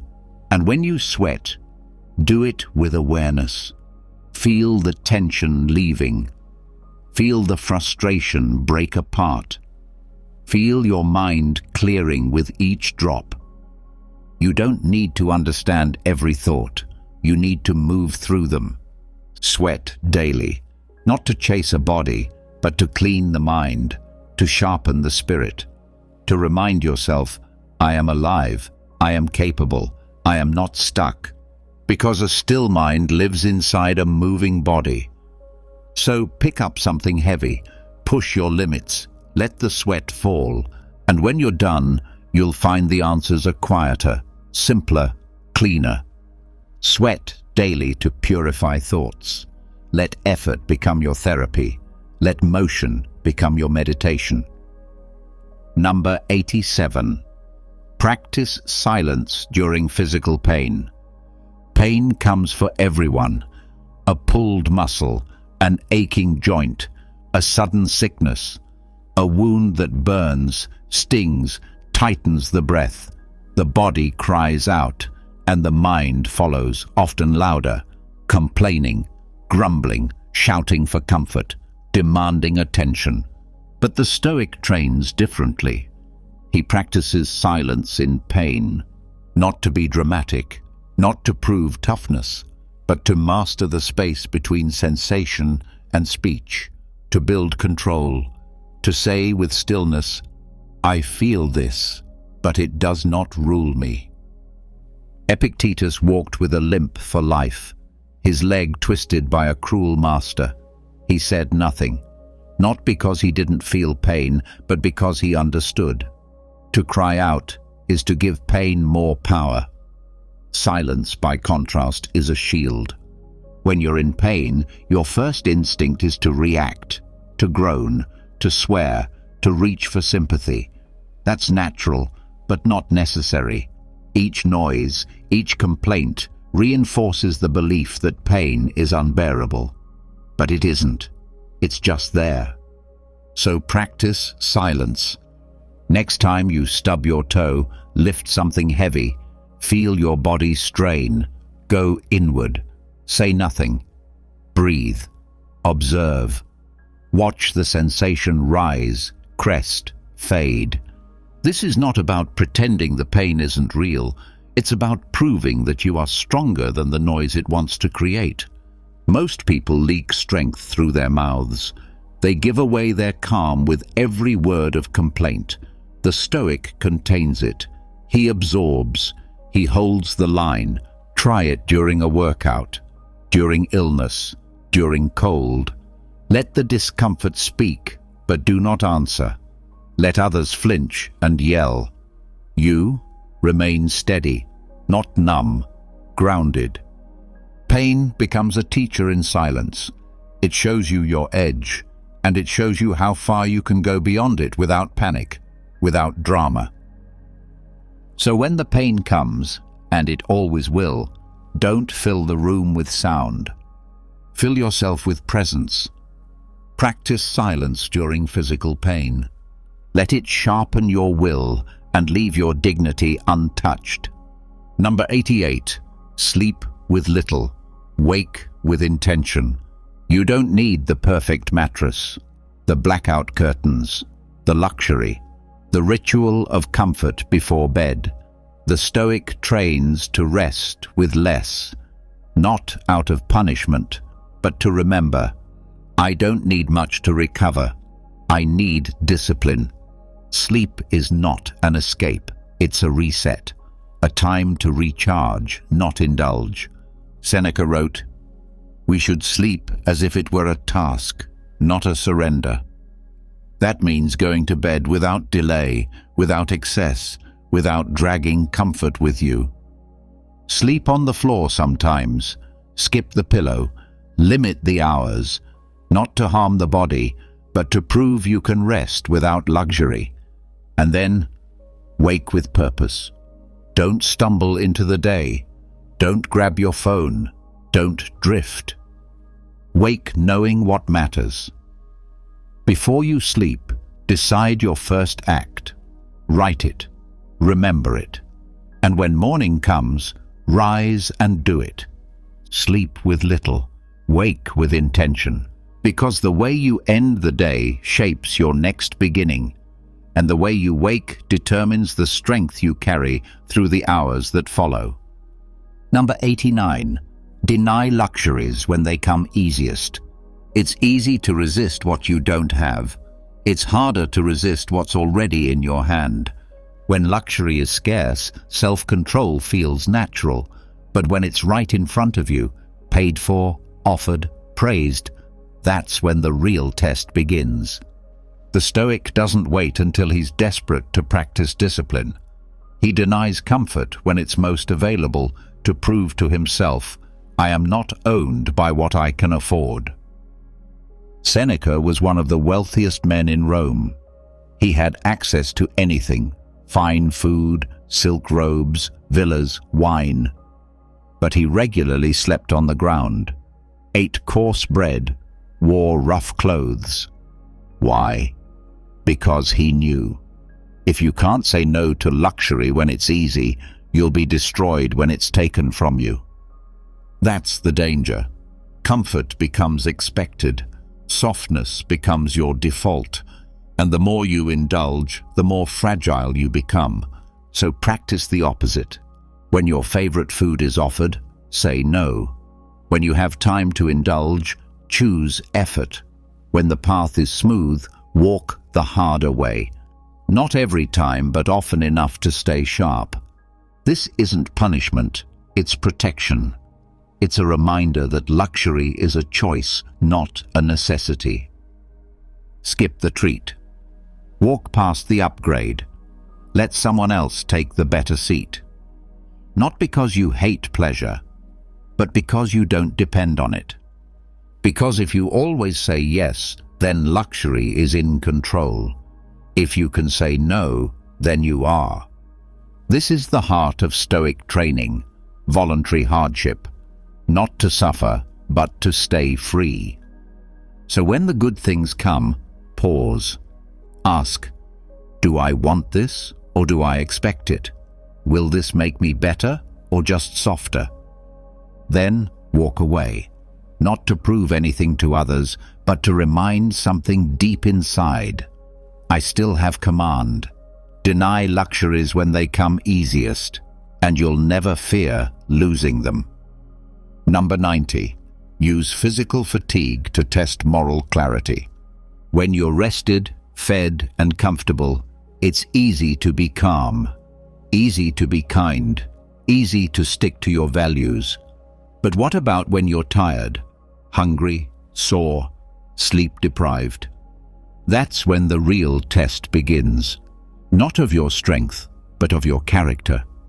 The Stoics knew, virtue doesn't mean much when it's convenient. It means everything when it's difficult. Physical fatigue strips away the mask. It exposes what's underneath. Are you still patient when your body aches? Are you still honest when you're low on energy? Do you still act with discipline when your tank is empty? Most people snap. They make excuses. They say, I was just tired. But the Stoic doesn't use fatigue to justify weakness. He uses it to reveal it. Marcus Aurelius faced long nights, constant responsibility, and physical strain, and still asked himself, what is the right thing to do right now? Not the easy thing, not the thing that matched his mood, the right thing. So try this. Train when you're tired, serve when you'd rather rest, stay quiet when your body wants to lash out. Do what's just, not because you feel good, but because it's who you are, regardless of how you feel. Let your exhaustion be the fire that burns away false virtue. Because if your values vanish when comfort leaves, they were never yours. They were borrowed. True moral clarity shows up when your defenses are down, when the voice in your head says, it doesn't matter right now, and you calmly answer, it matters most now. So embrace fatigue. Don't avoid it. Let it test you. Let it teach you. Let it show you where your character still bends under pressure. Use physical fatigue to test moral clarity. Because when you can stay true to your principles in weakness, you're truly strong. Number 91. Meditate on how forgettable you are. One day after you die, someone will speak your name. A few days later, someone might remember something you said. A few years more, and even that will fade. Your face will blur. Your achievements, your titles, your routines, gone, forgotten. And that truth, far from being tragic, should set you free. The Stoics meditated on death, yes, but also on obscurity, on how quickly the world moves on how little any of this really sticks. Marcus Aurelius, Emperor of Rome, wrote in his journal, "Soon you will have forgotten all things. Soon all things will have forgotten you." He didn't say this with sadness. He said it with peace. When you realize how forgettable you are, you stop chasing legacy. You stop needing to impress. You stop performing life like it's being recorded. You begin to live now, for the sake of now. You start doing the right thing, not because it will be remembered, but because it's right. You show kindness without expecting recognition. You build discipline not for applause, but because it strengthens your soul. You become humble, quiet, free. You stop worrying about how many followers, how many views, how many people know who you are. Because in the end, none of it will matter. All that will remain is your inner life, the kind of person you were when no one was watching. So take time to meditate on this. Close your eyes, picture your name being forgotten, your face erased, your story untold, and ask, what still matters? The answer will be simple. your virtues, your choices, your peace of mind. Not the echo, but the act. So don't fear being forgettable. Use it. Let it humble your ego. Let it sharpen your purpose. Let it quiet the noise. Meditate on how forgettable you are, and in doing so you may finally remember what truly matters. Number 92. Journal as if no one will ever read it, then burn it.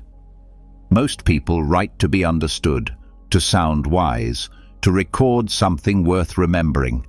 But the Stoic journals for something else, clarity, not for the world, but for himself. Your journal is not a performance, it's a mirror, a place to speak truth without fear, without filter, without flattery. And sometimes the only way to write that truth is to know you'll burn it. Write what you truly think, not what you should think, not what sounds noble, not what Marcus would say, what you feel, your fear, your guilt, your weakness, your contradiction, your confusion. Get it on the page, all of it. Be brutally honest, because the page doesn't care and no one will see it. That's the point. Seneca wrote letters to himself. Marcus wrote thoughts he never meant to publish. That's why their words still ring true. They weren't trying to impress. They were trying to understand. And when the writing's done, burn it. Why?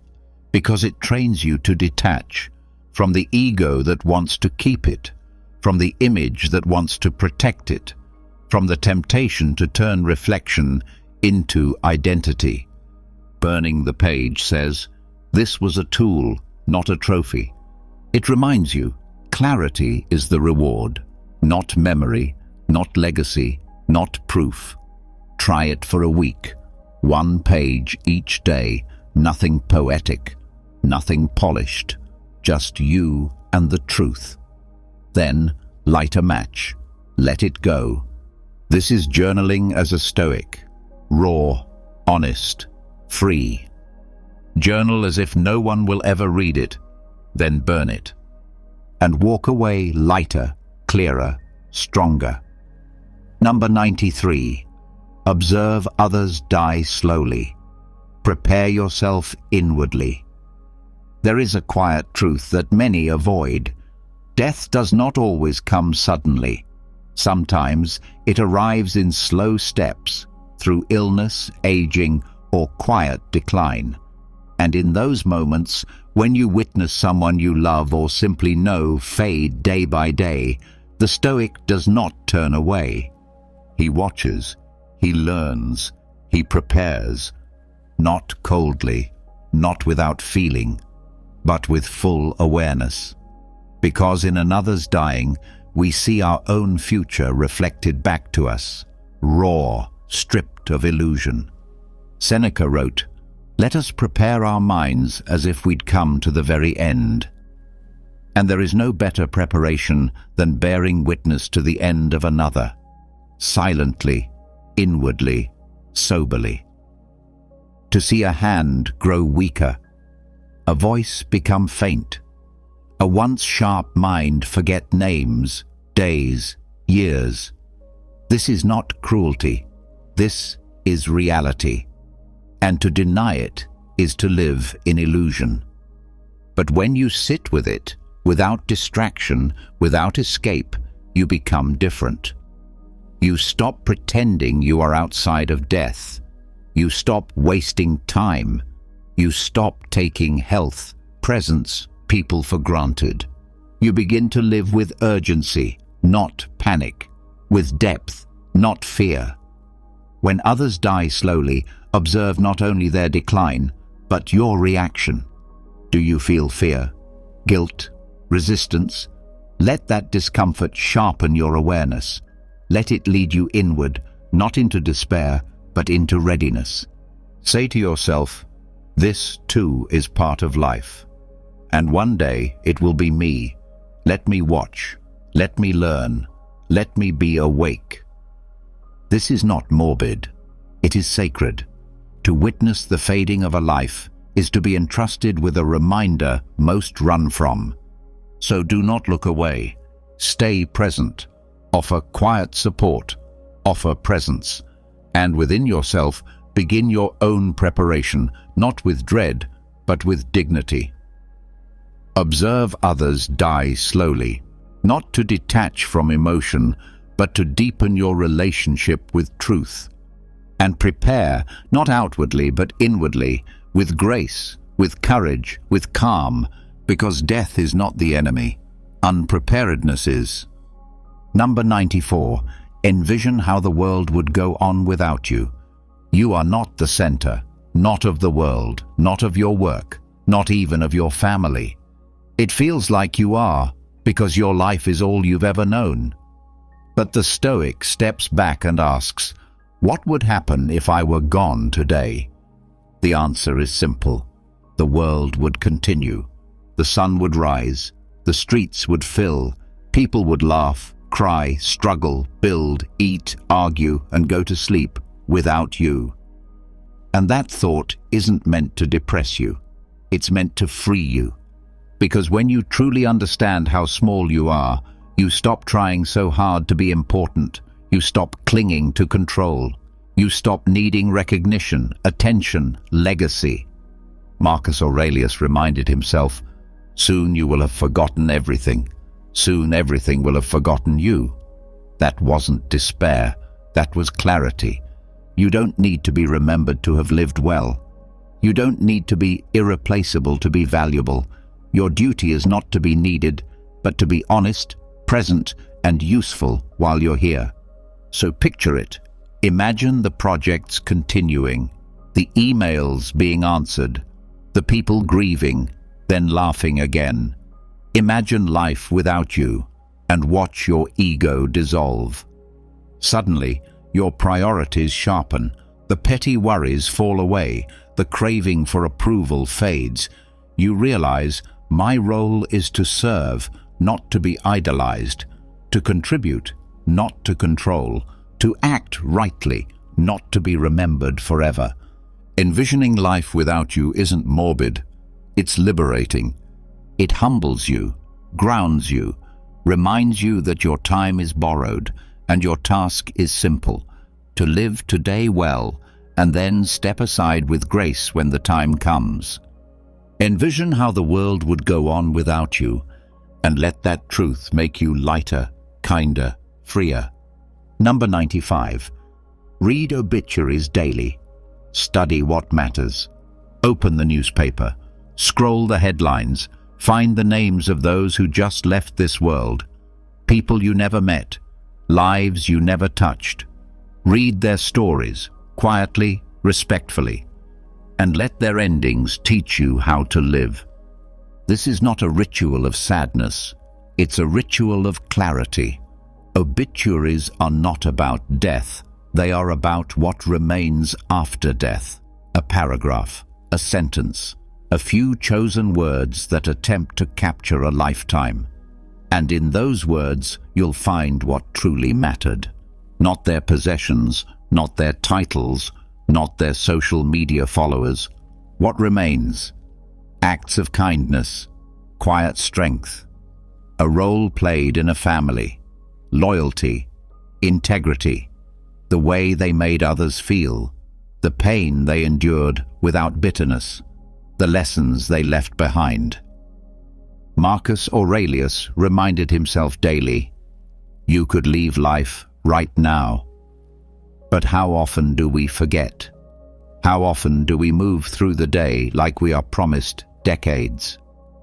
Reading obituaries breaks that illusion gently. It reminds you, time is short, legacy is small, but impact, real impact, lives in the quiet moments of virtue. Read them daily. Let the words pierce your distractions. Let them ask you, if I were gone today, what would be written? Who would I have helped? What would I have stood for? Use them as a compass, a filter, a mirror, not to measure yourself in guilt, but in truth. Are you spending your days chasing things that won't even make the final paragraph? Are you investing in what will vanish or what will endure? This practice doesn't require hours, just attention, just humility, just 5 minutes of seeing life from its endpoint and tracing it backward. Read obituaries daily, not to fear death, but to study life, to study what's left when everything else is stripped away, because there, in black ink, is the real Stoic curriculum. And in the space between their ending and your next breath, you have the chance to live on purpose. Number 96. Ask what will still matter in 500 years. You're upset. Someone offended you. You missed an opportunity. You're behind. You're unsure. The pressure feels real, heavy, urgent. But stop. Zoom out.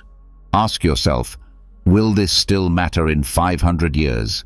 Not 5 days, not 5 years, 5 centuries.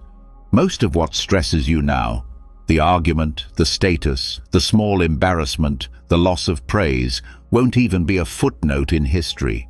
It'll vanish like smoke, forgotten by everyone, including you. The Stoics used this lens constantly.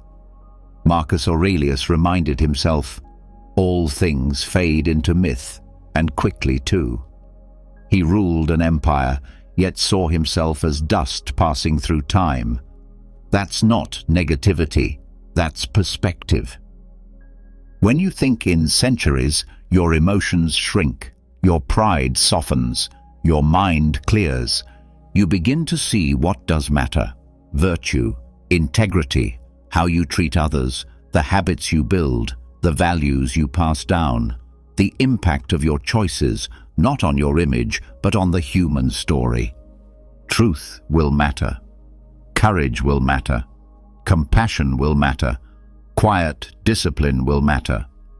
But your follower count, your convenience, your discomfort in a single moment of hardship? Forgotten.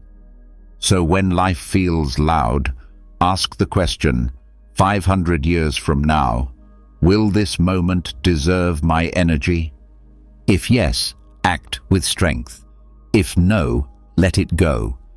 Because thinking in centuries doesn't detach you from life, it sharpens it. It reminds you to live by eternal values, not temporary emotions. Ask what will still matter in 500 years, and live like someone whose life is part of a much longer story. Number 97. Burn a memento of a past identity. You've been many versions of yourself: the overthinker, the people pleaser, the one who stayed silent, the one who needed praise, the one who chased things that no longer matter. That person got you here, but you're not meant to stay them forever. The Stoic knows, holding on to who you were keeps you from becoming who you must be. So choose something. A photo, a certificate, a journal entry, an old outfit, a symbol of who you used to be. Hold it. Remember that version of yourself, honestly, but without sentimentality. Then let it go, literally, physically. Burn it. Feel the weight of it. Feel the resistance. That's your ego clinging to an expired identity. That's your past whispering, "Keep me alive." But you don't owe it anything. Seneca said, "Every new beginning comes from some other beginning's end." And endings need to be marked, not in anger, not in regret, but with clarity. Burning the memento is not about forgetting, it's about releasing. It's a declaration. That version of me served its time, but I am not bound to it anymore. And in the fire, you'll feel something strange. Grief, maybe. Relief, definitely. A clearing of space. Because transformation is not clean. It requires letting go of stories, attachments, roles. The Stoic doesn't drag dead weight. He walks forward, lighter, sharper. So burn something real, something that carries the energy of an old version of you. Watch it turn to ash, and as it does, say silently, "That was me." but I am becoming something else now. This is not about drama, it's about decision. You can't carry old armor into new battles. You can't wear outdated names in a present shaped by truth. Burn a memento of a past identity and let the smoke rise like a signal to your future self. I'm ready. Number 98. Practice ghosting yourself. Be silent in groups. You enter the room and feel the pull. Speak up, contribute, be seen, be clever. You want to belong, you want to matter. But the Stoic doesn't measure presence by volume. He knows silence can be more powerful than words. So practice this, ghost yourself. In the next group conversation, say less or nothing, not out of fear, but discipline. Observe without inserting. Listen without waiting to speak. Let others take the space. Let yourself disappear. Feel the discomfort rise. Am I invisible? Do they think I'm unimportant? Let those thoughts pass. That's your ego burning off. Because silence is not absence. It's awareness. It's strength under control. Epictetus said, "We have 2 ears and 1 mouth, so that we can listen twice as much as we speak." The Stoic listens to understand, not to respond. He isn't silent because he's unsure. He's silent because he's watching. In groups, people reveal themselves, their desires, their insecurities, their wisdom, their noise. But you can only see that if you're quiet long enough. Ghosting yourself trains humility. It loosens your attachment to being the interesting one, the leader, the clever mind. It helps you let go of identity and return to awareness. And when you do speak, your words will carry more weight, because they come from stillness, not from the need to be heard. Practice this once a week. Sit in a group. Say nothing unless absolutely necessary. And after, reflect. What did you see that you wouldn't have if you'd been speaking? What did you learn about others, about yourself? This is not about hiding, it's about sharpening. So ghost yourself, not to disappear from the world, but to better understand it. Practice silence in the presence of noise, and find the kind of clarity only the quiet can give. Number 99. Train to emotionally detach from your reflection. You see your face every day, mirrors, selfies, screens, and with every glance, a quiet judgment forms. Do I look tired? Do I look strong? Do I look enough? What begins as awareness turns into attachment, and soon your sense of self is tied to the shape of your nose, the glow of your skin, the expression you wear. But the Stoic asks, is that who you are? Your reflection is an image, just light, just surface. Yet how easily it rules your emotions. A good hair day makes you confident. A blemish makes you hide. A wrinkle makes you worry. That's not strength. That's dependence on appearance. So train for something better, detachment. Look at your reflection as if you're observing someone else. Neutral, still, with no story, no craving, no pride, no shame, just a face, a temporary shell. Marcus Aurelius reminded himself, "You are a soul carrying a corpse." Not to insult the body, but to free himself from identifying as it. Practice this daily. Stand in front of the mirror. Look at yourself, really look, and feel nothing. No praise, no criticism, just presence. If judgment arises, note it like a passing cloud. That's vanity. That's insecurity. Let it pass. You're not denying your appearance, you're stepping beyond it. You're reminding yourself, I am not this face. I am not this reflection. I am the one who chooses how to live, no matter what stares back. This practice builds calm. It breaks the ego's grip. It makes you resilient in a world that profits from your insecurity. Detach, not with hate, but with peace. You don't need to love your reflection. You don't need to hate it either. You need to see it without letting it define you. Train to emotionally detach from your reflection, because the mirror should reflect your body, not own your mind. Number 100. Pretend today is your last, but act like your legacy matters. You could die today. That's not a threat. It's a truth. One the Stoics carried close, not to feel fear, but to feel urgency, to strip away delay, hesitation, ego. Because if today is your last, there's no time left for nonsense. So live like it. Say what needs to be said. Cut what doesn't belong. Forgive what's still burning inside you. Do the one thing you keep putting off. Not someday, now. But here's the paradox. While you live as if this day is your last, you must act like your legacy will last forever. What you do today echoes beyond you. Someone's watching. Someone will inherit the ripple. Your child, your friend, a stranger. The way you move through this day could become part of someone else's foundation. So you hold both truths. 1. This could be the final sunrise you ever see. 2. Your actions may shape lives long after you're gone. Marcus Aurelius wrote, "Live not as though you had 1,000 years ahead. Fate hangs over you. While you live, while it is in your power, be good." And that's the balance.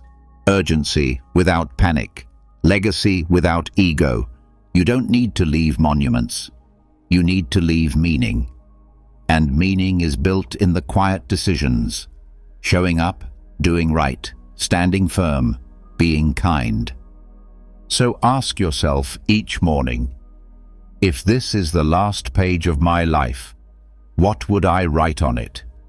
And ask again at night, if someone reads this page 100 years from now, will they feel strength from it? Pretend today is your last, so you waste nothing. Act like your legacy matters, so you give everything. That is the Stoics' path, present, powerful, unshaken, remembered. You've just walked through 100 Stoic laws, not soft inspiration, but sharp reminders, tools, weapons, warnings. They weren't meant to make you feel good. They were meant to wake you up. From rejecting comfort, silence in pain, facing death with stillness, to letting go of ego, of labels, of applause. You've now seen what it means to live on purpose, to stop reacting, to start choosing. Every law was a mirror, and maybe, somewhere in there, you saw your next step. Now here's your final task. Leave a comment with the law that hit you the hardest. Not the one that sounded nice, the one that made you pause, that challenged you, that made your ego twitch. Write it down. Own it. That comment is not for us. It's a contract with yourself. And if this changed something in you, if it made you reflect or made you uncomfortable in the best way, subscribe. This channel is not for noise, it's for sharpening minds. Yours, mine. All of us on the path. Now go live it, silently, powerfully, stoically.